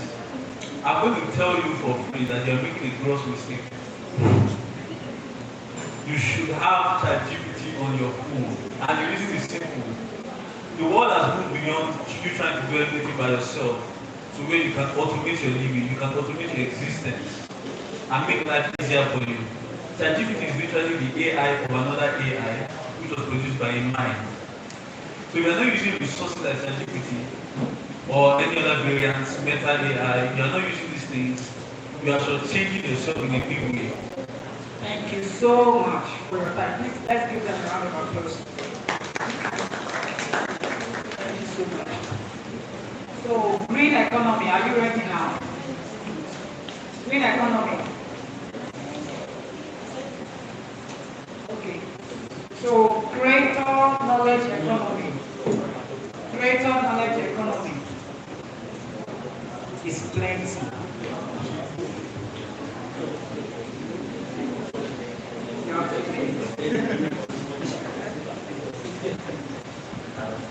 Good afternoon, everybody. My name is Paul, and for the Greater Knowledge Economy group that we created, we decided to start by mostly describing what content creation is, right? Types of content creation. Yeah. So basically, the question is this: turning out some personal life experiences and illustrating this content creation. Now, as we know, there are various kinds of content. We have from writing, types of writing from copywriting to content writing to storytelling, in fact, and also video content, right? We decided to turn this into like to have a process of getting into content creation and how to let it right. So it's a four-step process. We start by firstly knowing what to do, like what do you want to do and how to really get out of your shell. We discussed that the best way to do that would be to start with a medium or a social media channel that you are most comfortable with. Do you want to get into video content later on, but are you more comfortable with writing? Do that first. Why not? Next, it would be nice to knowing what to do in terms of knowing the type of content you want to create. Meaning finding your niche, and also finding or creating your own community. There are lots and tons of content creators out there, but the ones that really stand the test of time are the ones that successfully build their own communities. I'm sure we all know that. Next thing would be to be consistent. Social media and creation space, like YouTube, for example, YouTube posts especially, really rewards consistent creation. There is so much you could gain from putting yourself out there, not boldly anyway, but putting yourself out there by sharing more and more stuff consistently than doing it once in a blue. If you really want to get into it, being consistent is a key thing, right? And also, one other thing that we'll discuss would be authenticity, being authentic. We are already hearing about AI, the advent of AI, how AI just takes our jobs. But the truth is, the next world changers, the next movers are original people, are actually content creators, people who have original things to provide the world. Thank you so much for your time. Please let's have that is from the Greater Knowledge Economy. Everybody is creating. TikTok, Instagram. So let's go back to green economy. Are you ready? Yes. Let's clap for them now. Green economy. Okay, so green economy covers sustainability. So it is divided into two parts. One, profitability or scalability, and two, relevant green skills and emerging green skills. So for the profitability and scalability, we need to prioritize the environment and future generations.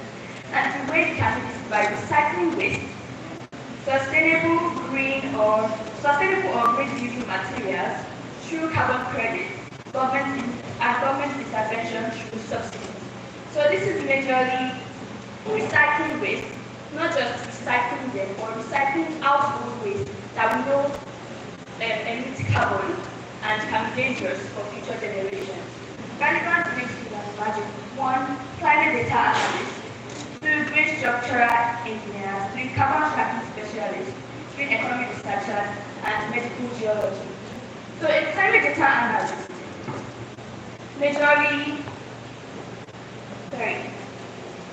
a climate data analyst majorly tracks data on the extent of the problem and predicts future trends in the space. So that's majorly tracking environmental issues, environmental problems that might affect future generations, like climate change, like emission of greenhouse gases, and then predicting future trends by estimating the extent by which it might escalate in future. Then a carbon tracking specialist also does the same job, but the job of a carbon tracking specialist is only to track, while the climate data analyst tracks, analyzes, and offers solutions. A green economy researcher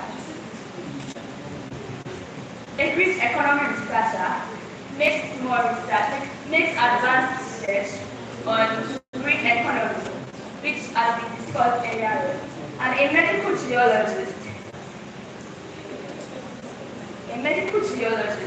does more on the emission or the waste products that are released from the land, like petroleum waste in Port Harcourt, the soot that is emitted all over the water in Port Harcourt. So a medical geologist checks them, makes research on them, and then proposes solutions on how they can be reduced, or how the impact of these suits can be reduced or be managed. Thank you. Thank you so much. So next is AI and tech.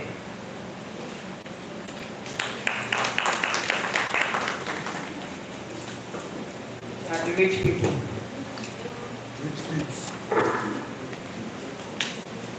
Okay, good afternoon everyone. My name is Oluwa Karami, and in our session, after my introduction, we went straight to the question. And the first question was, how can we ensure that we are not just partakers of tech, but also contributing? How can we ensure that we also contribute to tech? So the first thing we said was that first of all, we should be curious. And again, the point of curiosity drives research. When you are curious to know more about tech, then you are moved to research more. And then by the time you start doing research, that's when you start finding out there are problems, there are gaps in the tech industry, and then you can bridge that gap and also contribute to tech. Then we also talked about how, yes, by looking for ways to bring solutions. When our speaker on tech was discussing earlier, he gave examples of things like life bank. Now normally, when you need blood or anything, you go through the normal procedures, go to hospitals, they are looking for donors, they are looking for all those things. But now with life bank, you don't necessarily have to go through all those procedures. You just go into this. And the person that started this may not even necessarily be someone in tech. That's it. It's just an health guy that saw a gap, and then tech was needed, and he brought the solution. And then we also said something about identification of problems and cooperating people with the problems. So basically, we gave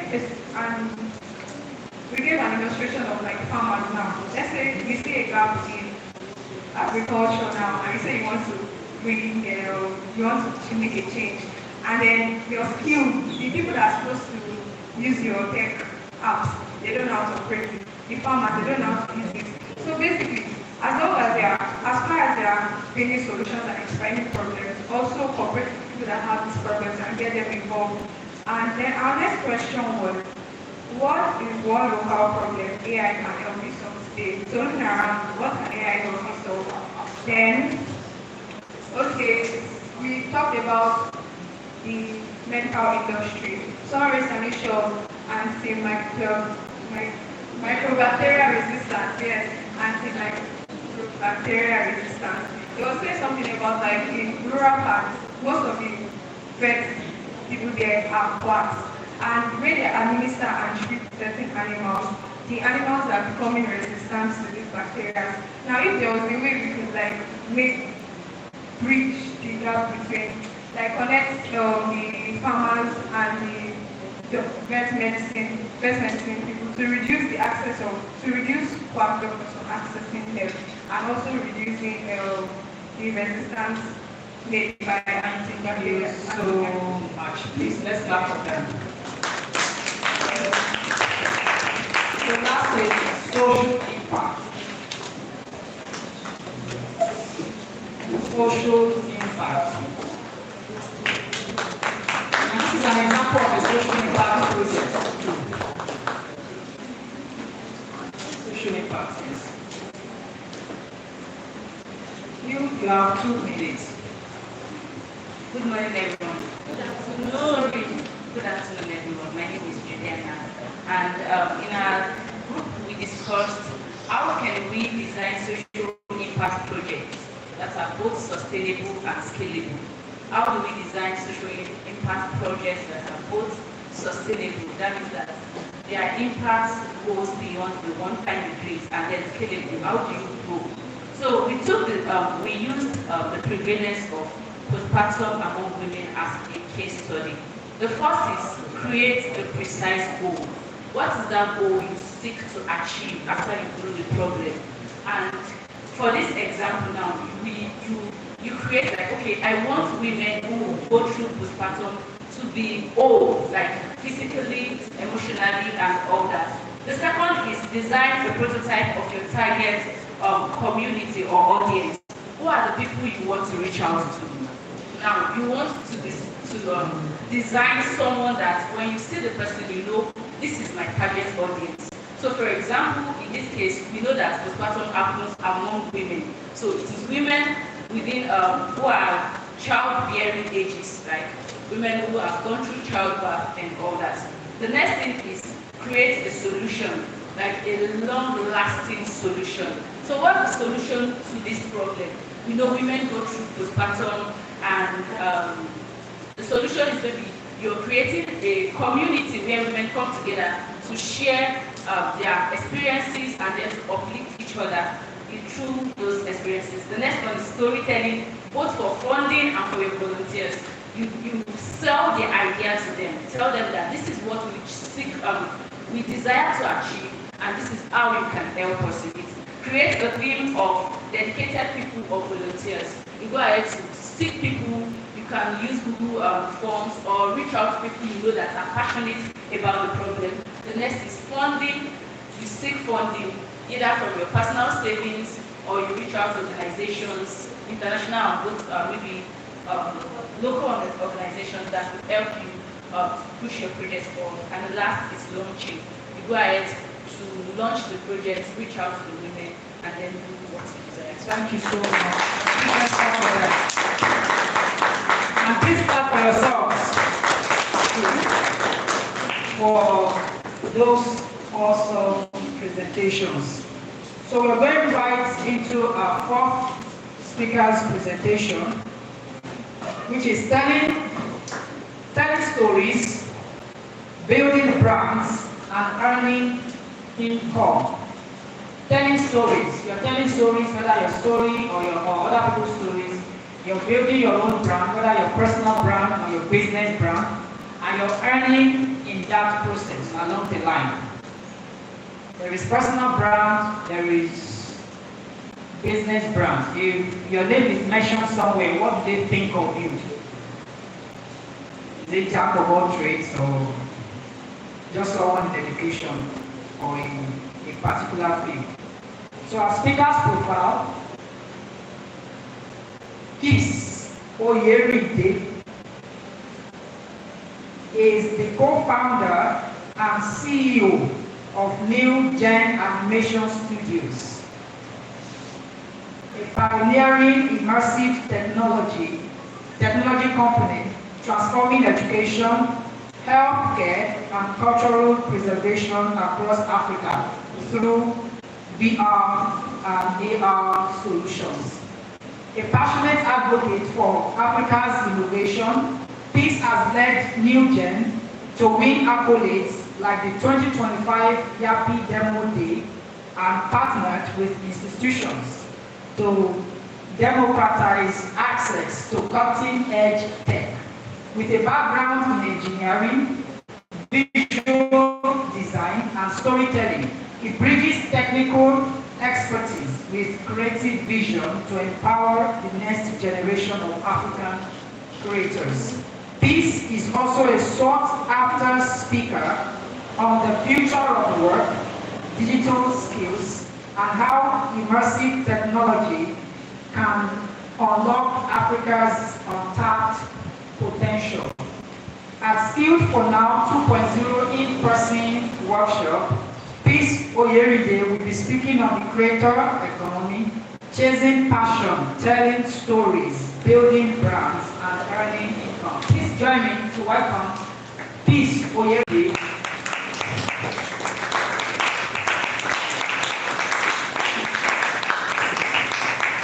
Hello, good afternoon.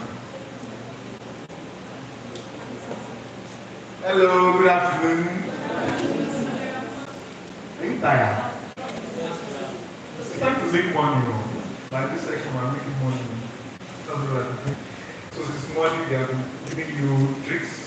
They have been showing you stores, your CV and green economy, and new website and all stuff like that.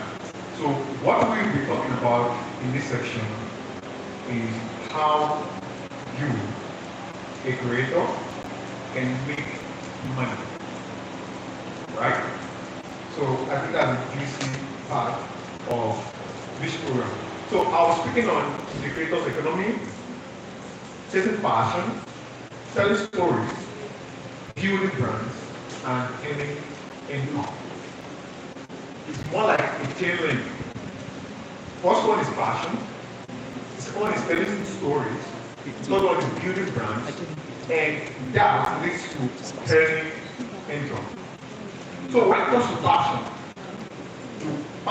talking about passion is about what you are really interested in the sense that what is that one thing that you can create unconsciously, not consciously this time around, something that you can create unconsciously without anybody foreseeing you, without anybody looking over your shoulder to make sure that you really do that thing. That's what we call what? Passion. Something that comes to you naturally. Something that comes to you without anybody foreseeing you. Something that comes to you without deadlines. Something that comes to you without your class rep calling you that there's a submission for this thing, there's a deadline for this thing, you're not submitting, then you're going to do something kind of mark, right? So that's what we call what? Passion. Something that comes to you naturally. Either you're being bored, either you're tired, either you're not tired, you are able to perform that thing, right? Without anybody forcing you. And from there, and this thing is about identity. When it comes to passion, passion is about what? It's about identity. What do you know about yourself? Question, have you studied yourself? Now, I'm not talking about, okay, if I have kata, I'm going to, then malaria is next. I'm not talking about that one. I'm not talking about, oh, I checked it, my leg is paining. I'm not talking about all of those ones. Those ones are not going to give you money. Those ones are actually going to collect money from you because you go to pharmacy and buy drugs, right? But this time around is about what you can create, that thing that you can brand, right? That thing you can monetize, and at the end of it, it can, what's my slide? Yes, what's the passion, right? That thing that you can convert that money, right? And from you getting that money or branding yourself, then definitely you're going to have something in your bank account that you can use for whatever you want to use for. So, what is your passion? What's that one thing you create if no one was watching you? Some of you, unconsciously, you can sing all of Ashake's album. Like, unconsciously. You will just find yourself singing that thing, right? Those are things. That means you have a gift, you have a passion for singing, right? Well, Ashake might not be your way, right? But then you have a passion for what? Singing. So what's left for you to what? So identify what that voice is looking for, and after identifying that, branding yourself, right? We have so many musicians that are making crazy money from just using their voice to sing. Yes or yes? Yes. They're going to see Rema in the show now. They have a certain amount of dollars they're going to pay to see Rema. And throughout the day they're going to see Rema. What's Rema going to do for you? Is he repairing your car? Is he your lecturer? He just going to open his mouth, sing to you, and from there he shout, oh shit, your $50 is gone, right? Now, you are able, he found his own passion, right? He branded himself, and when he branded himself, he converted it to an economy, and from there he was able to make money. Now, I'm using big figures, right? Because those are the ones that we recognize. But you know, there are a lot of small figures that are not public, right? They are making tons and tons and tons of money. How many of us here know about YouTube automation? You've heard about YouTube automation. Jesus. You guys don't know about YouTube automation? Like, that's your easiest way to make money. Like, your easiest way to make money. Record, create content, post it online, get views. Yeah, YouTube has what you need to some criteria, right? That you need to meet. Immediately you meet that criteria.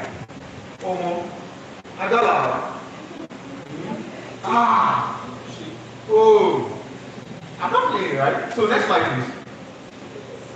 So, talking about the creators economy, we're talking about all of these figures, we're talking about all of this money, right? So, how big is this creators economy, right? Now, presently there are over 50 million creators worldwide. And those 50 million creators, we are going to ask you that, who are the viewers? I'm not going to ask you, there are 50 million creators, then who are the viewers? But as of now, today, we have more than 7 billion people on the planet Earth. Out of those 7 billion people, about 5 billion have access to a smartphone in which they can watch and they can see whatever it is that is happening, right? So when we have 50 billion compared to 5 billion is the marginal why. So that means that more creators need to really get into the system, and this system is not about something that you need to give you, okay, and there's a certain amount of people that should be there. No.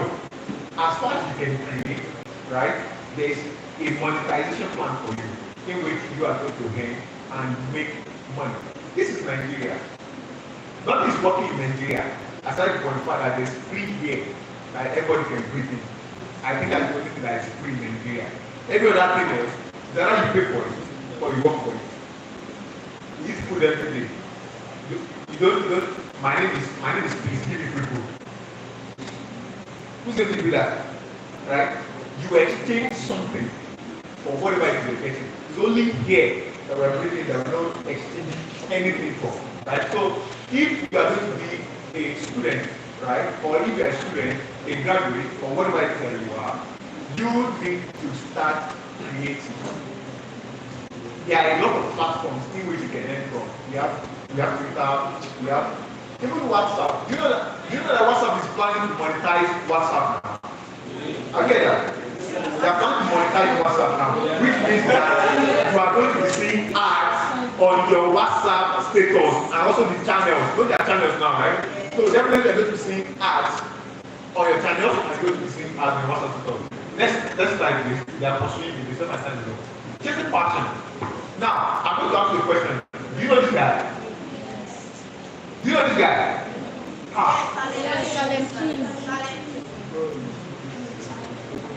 What about this guy? Yes. This was the market. What about this one? I don't want to know. What about this guy?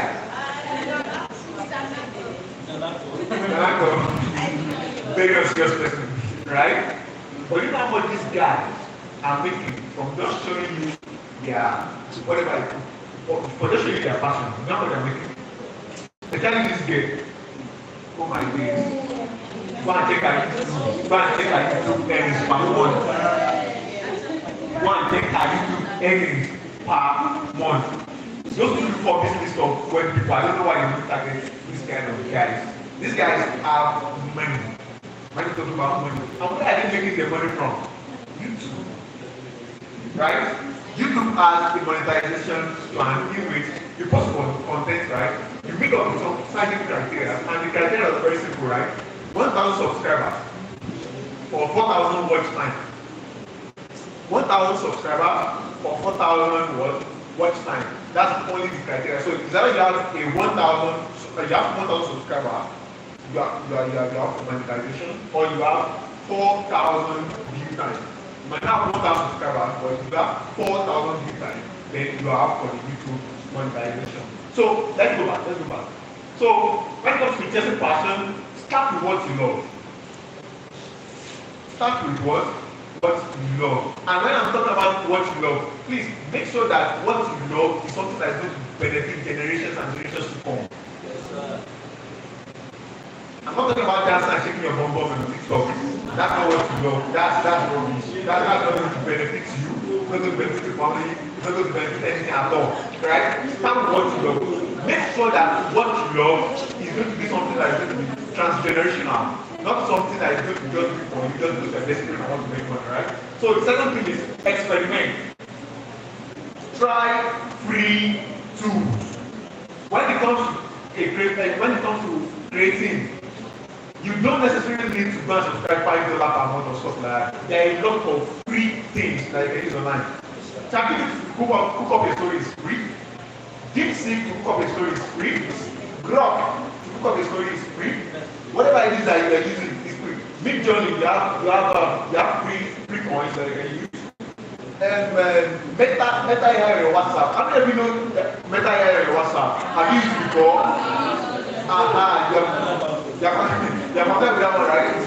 Meta AI. That is your go-to.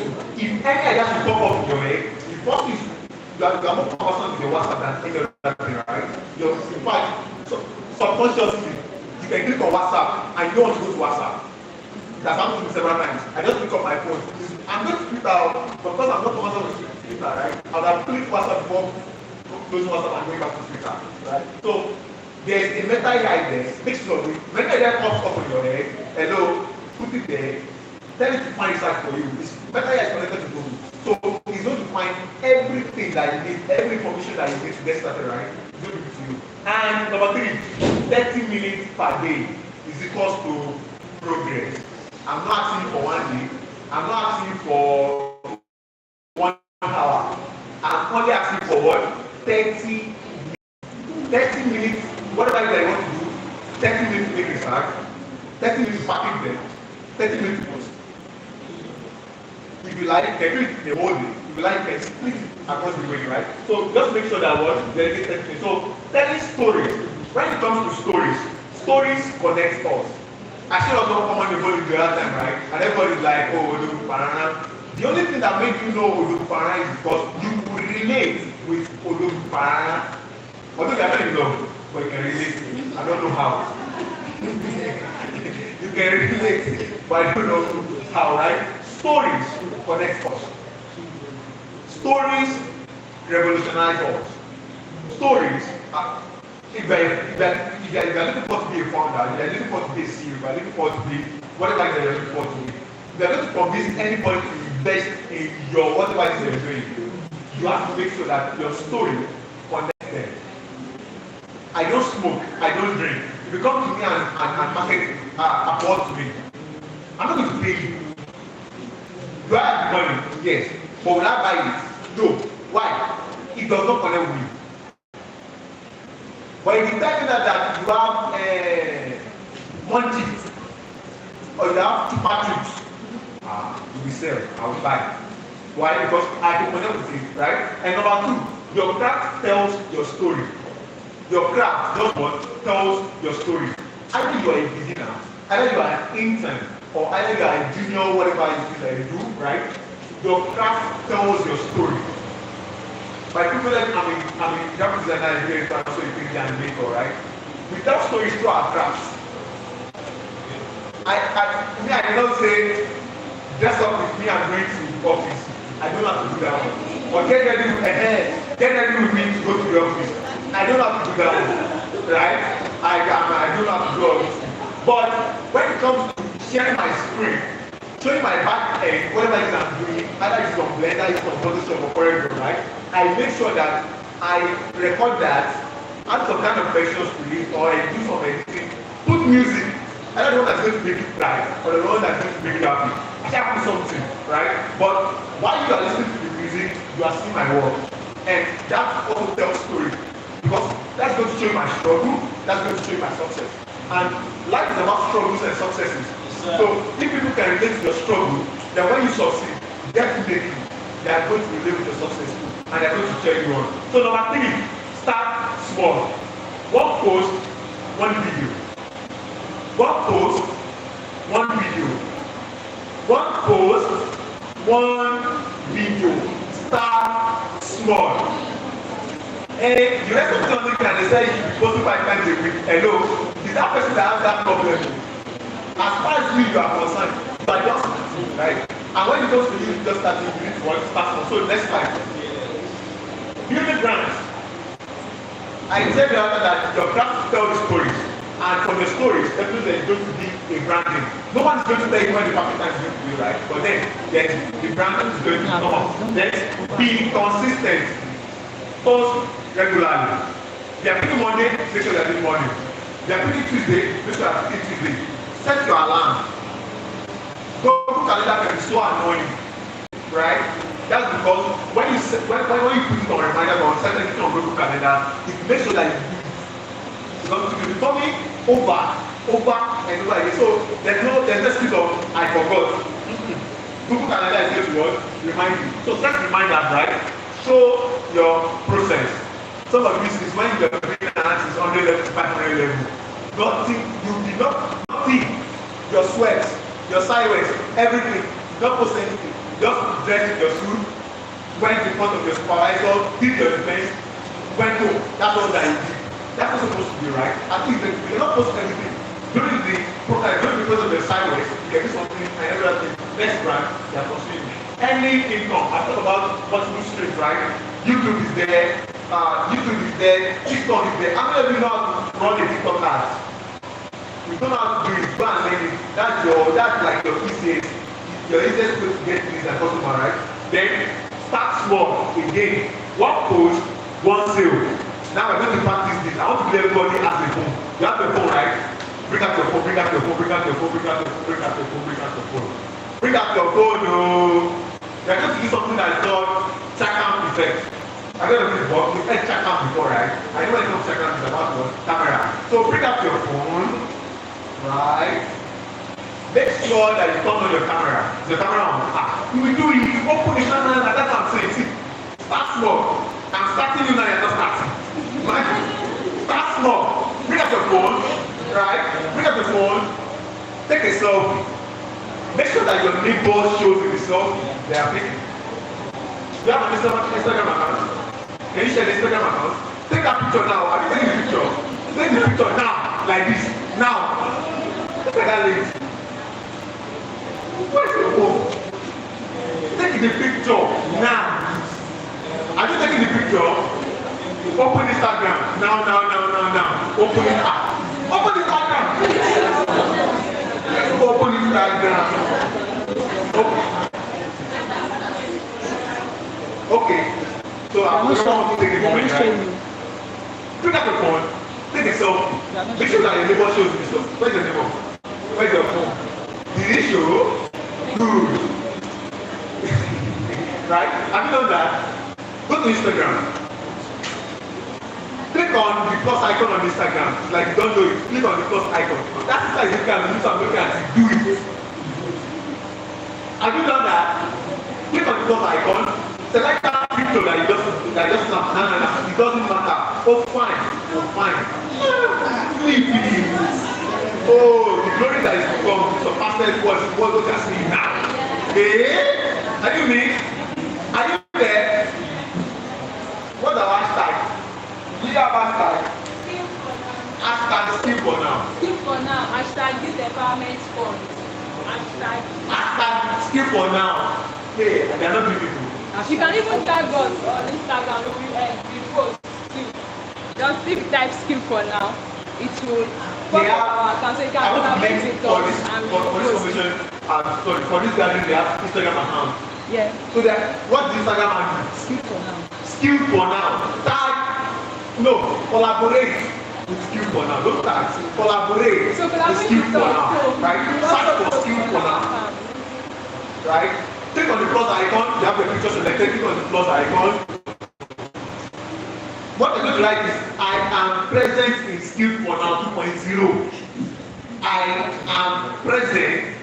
That's my home. You have your own. See that I like English, and that's why you don't post. You don't like English now. It's very easy for you to control anything and post. But no, you like English. You like looking for where your command is going to be and your bot and then. That's what you're looking for. I am present in skill for now 2.0. Organized by your ask button or your hashtag button. Shepard Network Africa. I'll be saying for now, so I'll Shepard Network Africa. Just start skill for now. I find it you're going to pay me. You're going to pay my money back to the girls. I'm going to collect my money back to the girls. Okay, thank you. Brilliant. Man, you said thank you. So, have you done it? Do it! That's how you start what? Small. One post, one sale. One post, one sale. Immediately, let me show you something. Immediately you start skill for now, Shepard Network Africa. These guys will come for you. Because when you start Shepard Network Africa, Shepard Network Africa is connected with them. So definitely they are going to do what? They are going to come for you like, why are you tagging them? What happened? But when you see that you post that, oh, you are present, then definitely, when Shepard Network is doing 6.0, you're going to find them more. And what people also going to benefit? Why? Because you take a step. And because you took a step, then definitely other people are going to watch, benefit from it. So, next slide. Next slide. Your next step, create one thing this week. This week now, this one, Saturday, you've created one thing. Next week, post one thing. Create one thing. Very simple step. The next step, create one thing, post it online. Okay. Tag me. Yeah, right. So create one thing this week, post it online. Tag me, if you want to tag me, or tag Shepard Network Africa, one thing, tag Shepard Network Africa, then I want to see. Next slide. Then you are a creator. You are a what? You are a creator. No matter where you find yourself, no matter where you find yourself, no matter what you do, this is your dream. You are a creator, and no one can take that thing away from you. It's for you, it's for you. Same way your thumbprint, same way my own thumbprint does not relate with your own thumbprint, or not identical with your own thumbprint, right? Same way my creativity is not as yours. I do 3D animation. How many people are doing 3D animation here? That's how it is. What is convenient for me is not convenient for you, right? And what is super easy to come to me is also not super easy to come to you. But what you do, I cannot do. What I can do, you might learn, but we may be able to do as me. No, but what you do, I cannot do. I'm not even interested in doing it. It's you. Do you. This is me. I'll do mine, right? So you are not just creators of God, you are creators with stories to tell and brands to build. With stories to tell and what? Brands to build. Start small, stay consistent, and your craft can take you anywhere. I showed you Silent King the other time, right? The only thing Silent King does is to talk and share related content. And before you know it, he has worked with Meta, he has worked with Google, he has worked with Facebook, he has worked with Instagram. In fact, Instagram does not do conference and it's not tagged. It's not possible. It will be there, right? So start from then. Let's build our creator empire together. Who is with me? Are you with me? Are you with me? Are you with me? So thank you, and well, this is my WhatsApp line. Want to start and let's connect. Thank you very much. Thank you so much for that awesome practical based session. Thank you so much. Please let's clap for Mr. again. And you can also tag me, Francis Guru. Okay, so fine. We are moving to the last session. Last speaker's presentation. Okay. And after that, then we have a panel session where for just 5 to 10 minutes. The last speaker will just take 10 minutes for just 10 minutes. Omitamola Oshinubi, who will be speaking on staying ready and relevant in ever-evolving world of work. Staying ready and relevant in the ever-evolving world of work. You don't want to stay out of touch. Okay? So I would take, do I need to read our profile? Okay, yeah, so let's welcome Oyindamola Oshinubi as she takes the last for 10 minutes. Thank you so much. And please, first, can I get like 3 chairs here? I think we just went to the final session because of time. Right, so we get 3 chairs there. Please, let's be attentive. I just need like 20 more minutes of your time maybe. And then we take our photos, we share the food.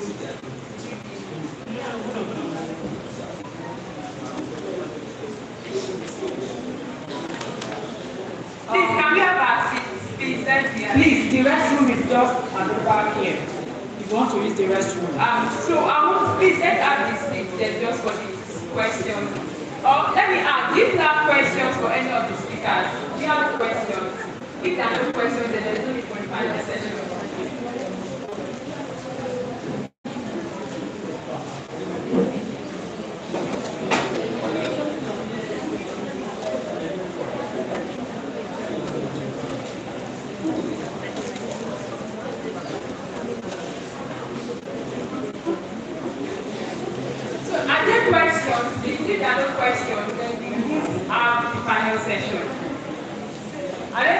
From anyone you want to ask, from peace or from this time or from me. Anyone with questions, that is why we are doing the final session. If there are no questions, then there's no need for the final session.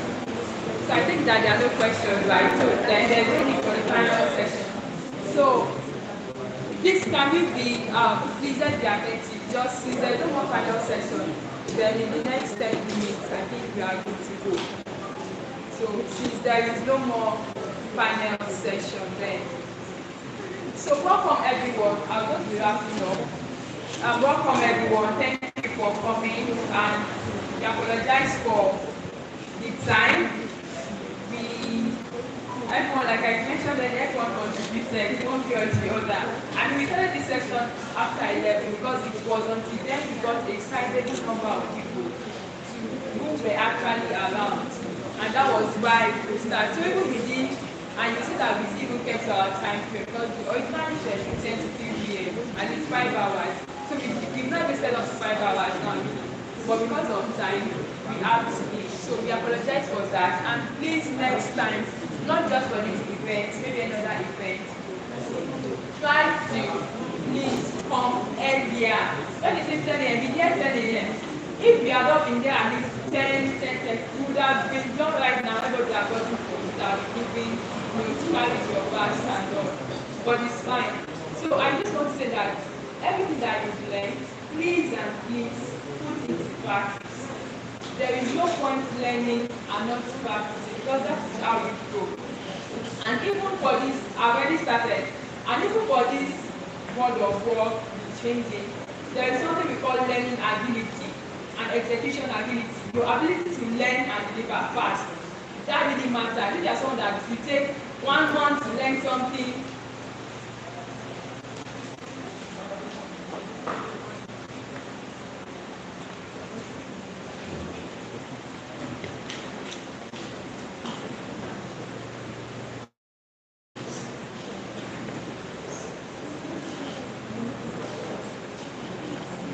so if you are someone who takes maybe 1 month to learn something, and someone else within 3 days will learn that thing and will start practicing what they learn on their job, they will be more favored in the workplace than you who takes 1 month, and then even after 1 month you forget. You know how we all take courses, there's data analysis, the job on this, content creation we do it, LinkedIn learning we do it, Udemy we are there, Podcast Academy we are there, Khan Academy we are there. At the end of the day, what's the point of all the academics that we've done and the scholarships we've gotten and the bootcamp we've gotten into?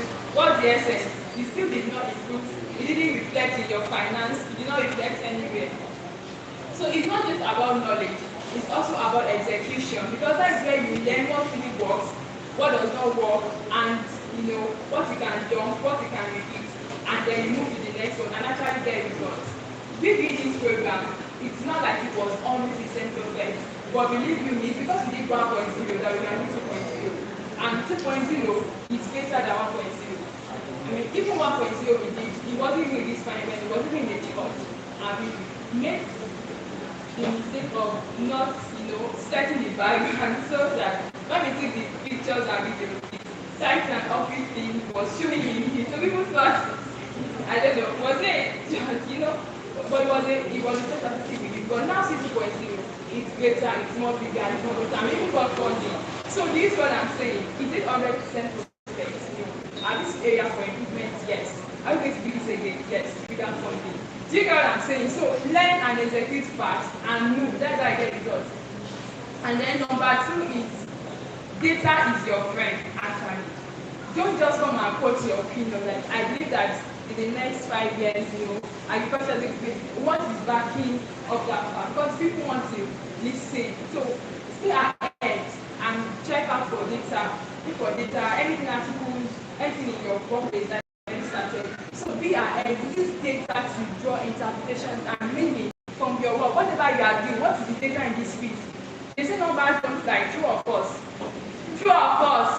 They say numbers don't lie. Since that this doesn't give something. So stay ahead by using data, interpreting data. You should really do that. And then number 3 is that whatever you are doing, they already mentioned, please find a way to make it accessible online. Really. I want to overflow that whatever solution it is you are providing, whatever, whether social impact, whether education, whether healthcare, whatever it is, find a way to make it accessible online. And anything that I would say, whatever you are also doing or building, please find a way to maybe get ownership. Maybe ask some equity or get ownership. Right now, if you really want to be among the top in your industry or something, don't just be the man.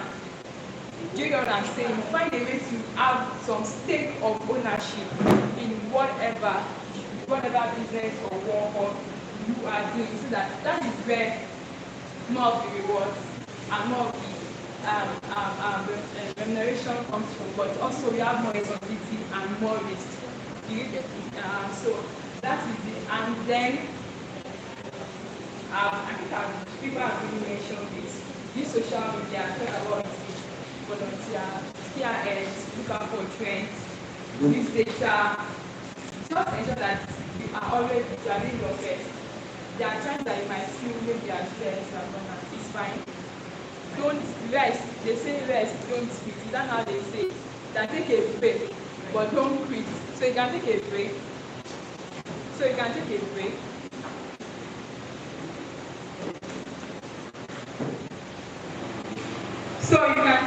break, but please, if you know you're on the right path and you are really doing great stuff, and there is a lot of potential in what you are doing, please, if you are tired, take a break, but don't quit it. Do you understand what I'm saying? Take a break for some time, but don't quit. Now, these are all things for you staying important in this evolving workplace. So when you do all of this, come with every event inventor discount. Everything, all the speakers that I mentioned here, I see maybe why you should not thrive in the future of work. And after I really an advantage, so take advantage. I know our numbers are increasing and increasing. So does the competition. That's why you see one job, thousands of people apply. So even the HR said they are, if they are saying the best, do you know how many people will be the best? Because people, when you know that, just like for those who apply for opportunities, when you even meet people's provider, and they are choosing 10 people from this, thing, how will you work? But just do what you can do, and God's grace covers you there. So thank you very much once again. This is our talk. If you have any questions, you cannot do the final session again. So just walk up to the speakers if they are still around and ask them your questions. If they are not, you can look out for them on LinkedIn, connect with them and ask your questions. So right now, we just take reflection right now while and after that we are sharing notes and we have our photos and any meeting or all of that, and we are good to go. So we just need people just share with us what have you learned today? What is that one thing that stood out for you? That one thing that you are taking home? So you just take just 1 minute, please. One minute. One minute. Anyone who wants to share?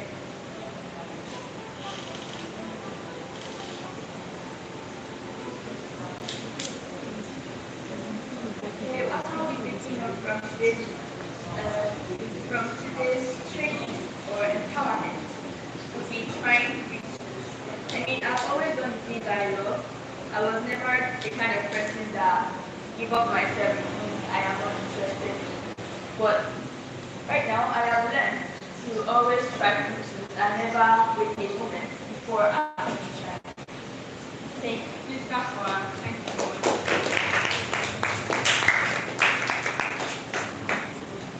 Who else? Alright, good afternoon once again, everyone. Before you go ahead, please supported with a round of applause for you. Please, a round of applause. Please, I think I'm his brother. Yes, give his brother away from Lautech, and they're the first to get here. And also, when I first got here, I realized this turn out was the one who I asked you and helped me with reaching out to participants and getting you guys to come. And you did that. So please, I don't have about Thank you so much. Alright, one thing I learned is that I learned a lot of things, but there is one specific thing that I learned, which is the fact that the power of resilience, in the sense that, I asked question earlier that would have been applying and I didn't get any feedback, but she made me understand that no, you are making progress. So the aspect of resilience is just the fact that I should equip myself with the sense of no, I will still continue, and she gave me that sense of ability that no, you are making progress, because the fact that at least you are putting in an application. For example, I failed the UNICEF internship application, but that made me understand that what I have currently is not in alignment with what I want, the role I am applying for. And also, someone also said here that okay, anything we want to do, we should make sure that we are not jack of all trades. We should be specific in our volunteering or anything we are doing, just to make sure that we are in a clear direction towards where we are moving to. Thank you. Thank you so much. Anyone else, your reflection, just share with us what stood out for you, what did you just learn, or what did you get before that you get now, or what is that new thing maybe you got, an idea you got, that you can take? Hi everyone. So my take home for today is to always seek for feedback, and whenever we get this constructive feedback, we should act on it, ensure that we implement it so that we become like better persons. Because even in the corporate world, we get to make like criticism, restrictions and all. But once we have it in mind, we have this mindset whereby we embrace constructive feedback and we act on it, it's going to like give us an edge. Thank you. Thank you so much.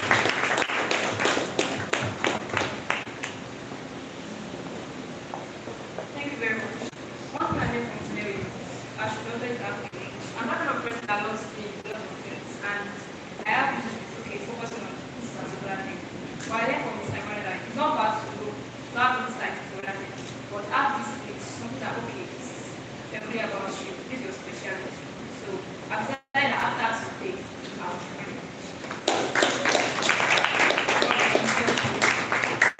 Anyone else? Good afternoon, everyone. So my take home is from this section, and what I learned is that consistency is better than perfection. I'm the kind of person that wants whatever I do to be perfect, and it makes me overcome on a lot of things. So if I want to create content, no matter whatever the camera looks like, post it. And yeah, even if I want to make videos of my products, I sell it, I will be able to do that. Thank you, everyone. Thank you so much. Then Kachi. After Kachi, anyone else? Okay, so thank you so much for this session. So one thing that stood out for me from this, workshop was about the green economy. I think I'm fascinated by the fact that, as individuals, as humans, we need to contribute our quota towards the sustainability of our environment. And also, when it comes to social impact, what are the things you can do to ensure that, this world, somebody said the earth is getting old. And that is why, when you look at the ozone layer, the depletion and everything, so how I can contribute my quota to ensuring that, okay, the world still stays fresh. The speaker talked about planting trees and all of that. And also, in regards to work, I learned that, start when it comes to applying for courses on Coursera and all that, so that you can, at the end of the day, be proud of yourself and make the world a better place. Thank you so much, Kashi. Anyone else? Anyone else? Any reflections, recap, what you learned? Please, I'm expecting more hands. Did you guys not learn anything? I mean, anything? Okay, good afternoon, everyone. So today I learned that your work ethics, the things you do to make sure you get to your demand. And you always make sure that everything you do today, the way you take your mental health, everything, the things that are meant to be, steps you're meant to take are aligned to what you're meant to do. So, and also about your starting small, that even the biggest companies in the world today started to if they didn't start, don't have nothing to do with the place where they are. So always start, just start. What you have to do, the value that you have to pay, just put it out. Then at the end of the day, just pray.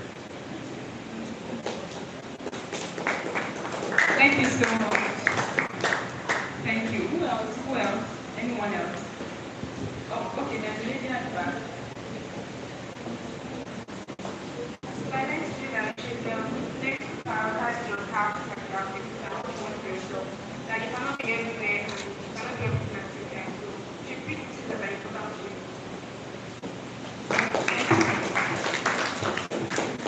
Okay, good afternoon everyone. I am Sayo. So what stood out for me was during the breakout session when one of the people, I forgot her name, Omolewa. So she mentioned that we should be authentic because these days we found that people are being crazy about AI taking your job, AI doing this and that. And she mentioned something that it is not about AI, it's about your as a creator, it's about being authentic. Because there will be a time will come whereby fine, AI is here to stay, but it is your original voice, your authentic content that will stand out for you. So that's what I think. Thank you. Thank you so much, Simon. I think for your active participation, you went down to the camp. It was one of the regulars. Who else? Is there anyone? I feel like someone asked today.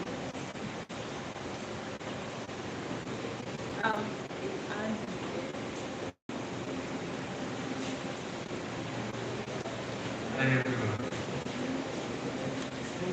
I've always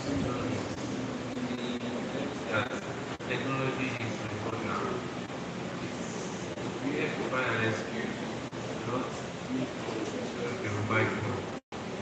Alright, but I think the problem with us young people, or children able to do that, we always think we have to start thinking. Right? We always think that little idea that's on our mind cannot be executed just like that. But that we need like a lot for people to be able to grow. But what I like to say is that I would like to do in our small space, we can start something. Yeah, that's what Thank you so much. Any more reflections? Any more? If you are saying something, just raise your hand and say. Today I've learned quite a lot. Can you mention your name? Okay, my name is Odamu.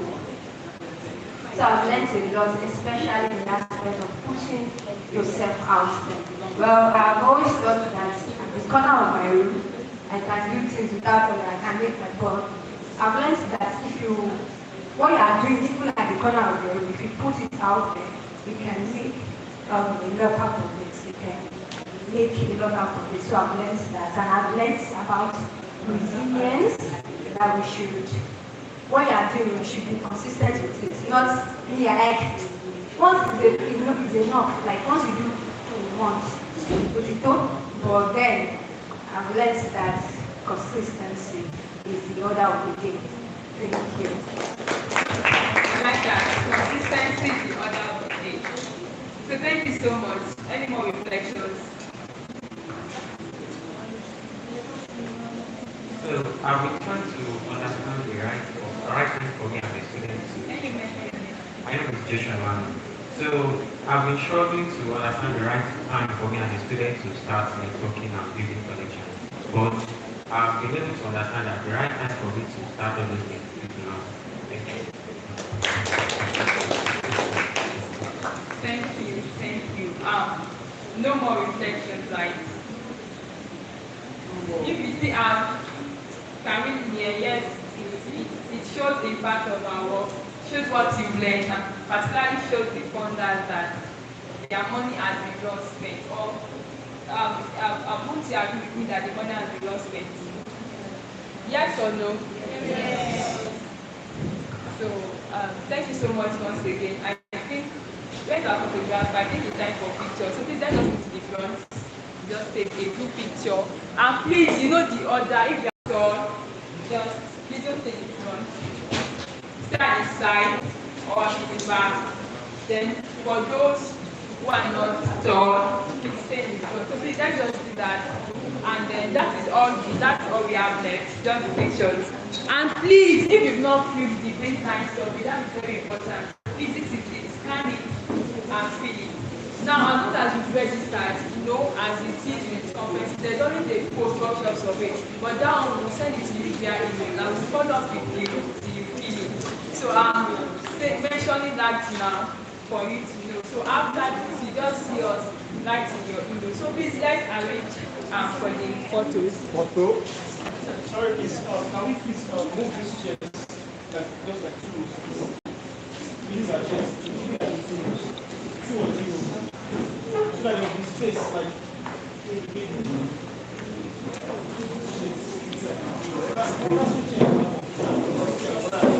please, let's stand. Let's just take this photo, please.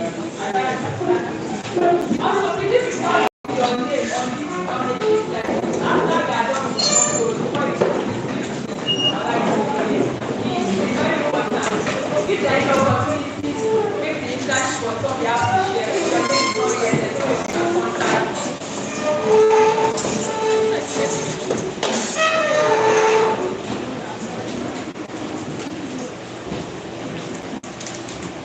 So please, let's move to the front. Let's take photos.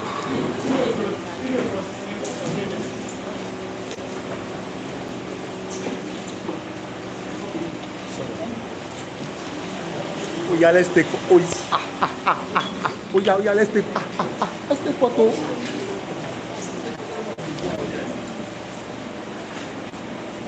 Please, let's come to the front. You guys are standing there. The photo is not, you can't take photo like that. You have to go. Please, this guy is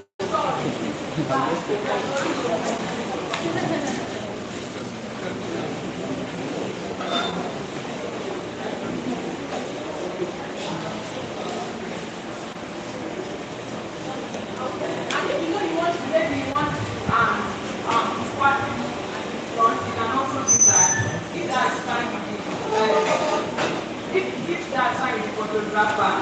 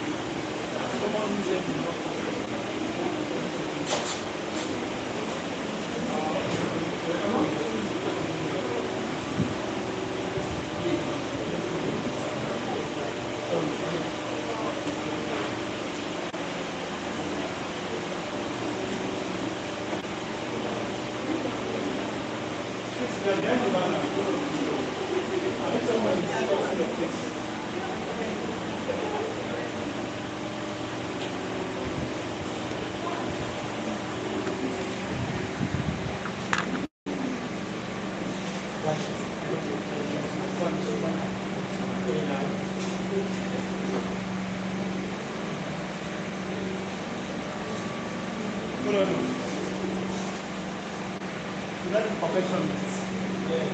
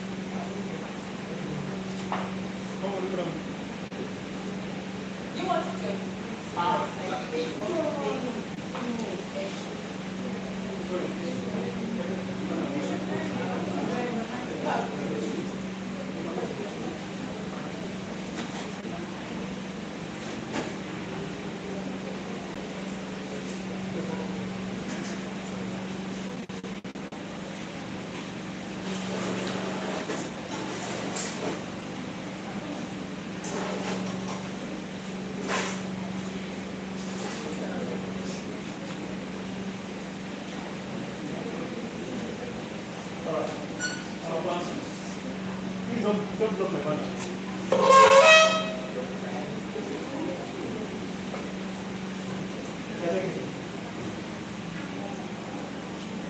All right, I'm okay now. Hold on.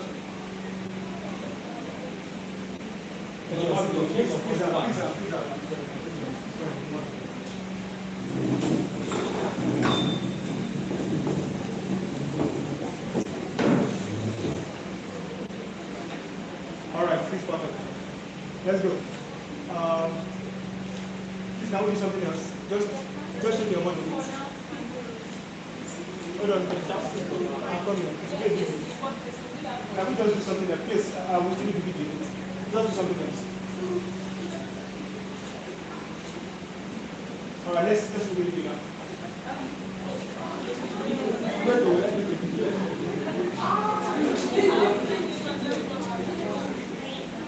All right, so we say skip for now, right? So we are going to say, so the okay for skip for now point of view, and then the response will be equipping young Africans for the future of war.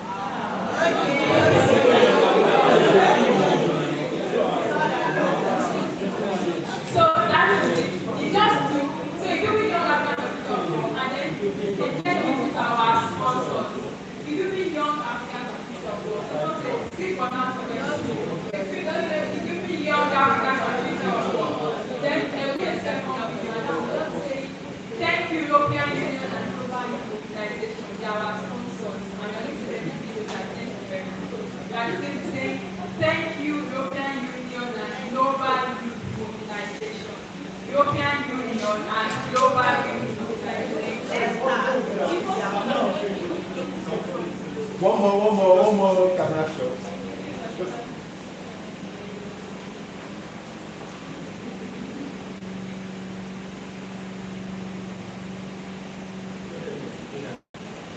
So, let's do the video. You want to do the picture?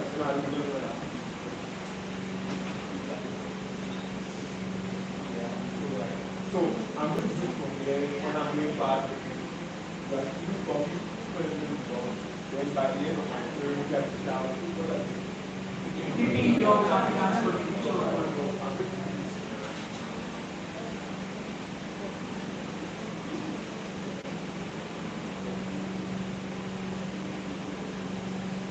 Skilled for now 2.0.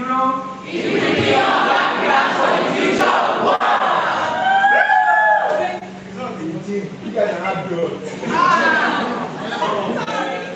What's that? We don't go back. If I jump and told Don't Are you ready? Are you ready? Skilled for now 2.0.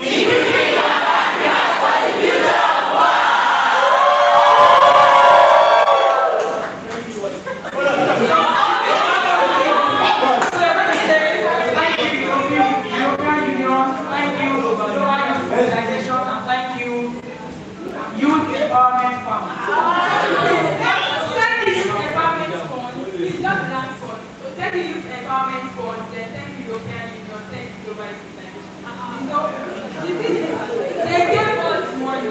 So if I give the money, we say thank you that much.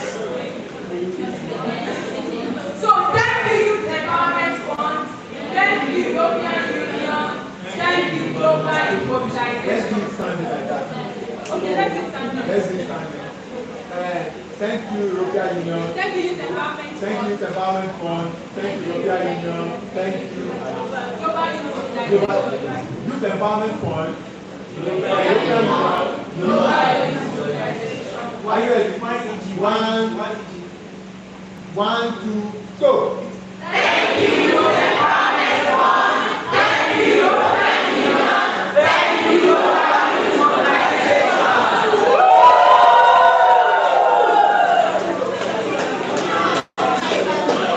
Thank you so much for coming. Please, if you don't see your name here, there's no reason I saw you. So please, let's actually meet you. Okay, this is not personal photo.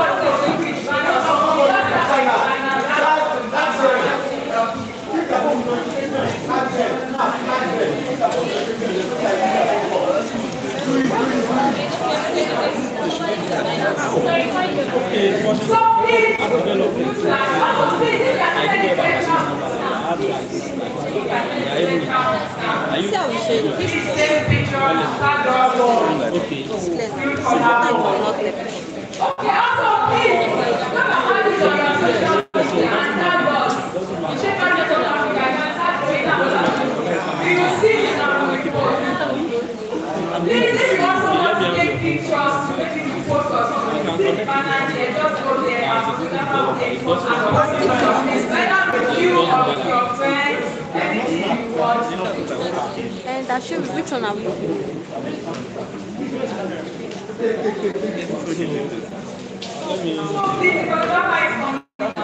He said, this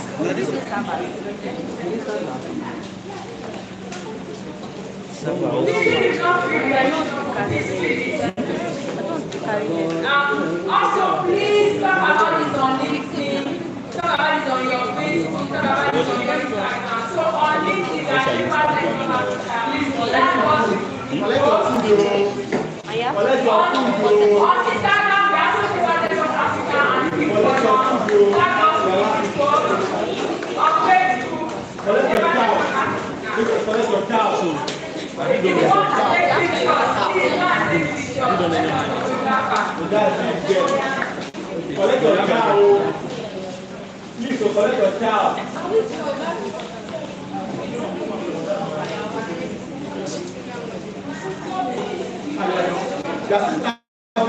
Yeah, I know. I'm using camera.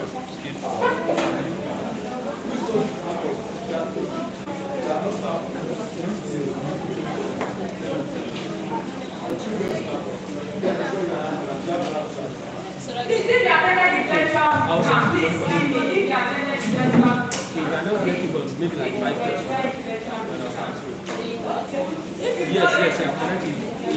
I used to train him. He told me my student. He left web development, but he has apps for iOS. So what I'm that is not platform. I used to develop apps for mobile, Android. Simple for me. You cannot send me, I'll send you a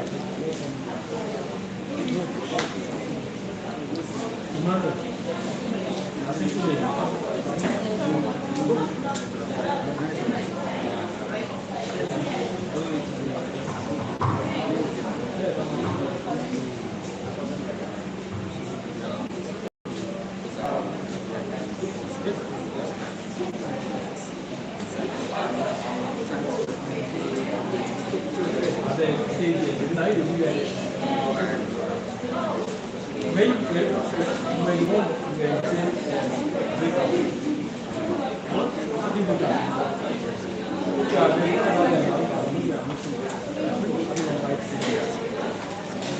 So what do you do?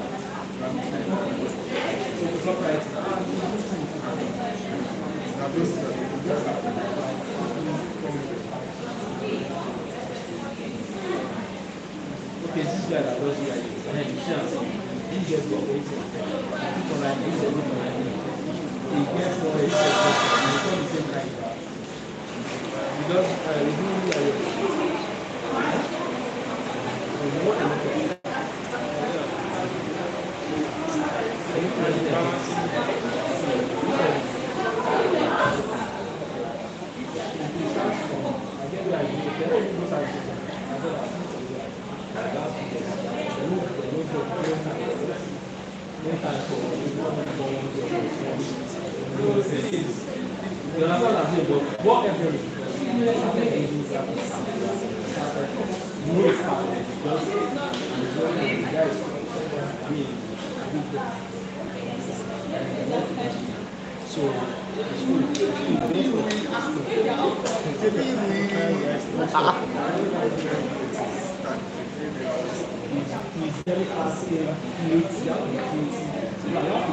Good.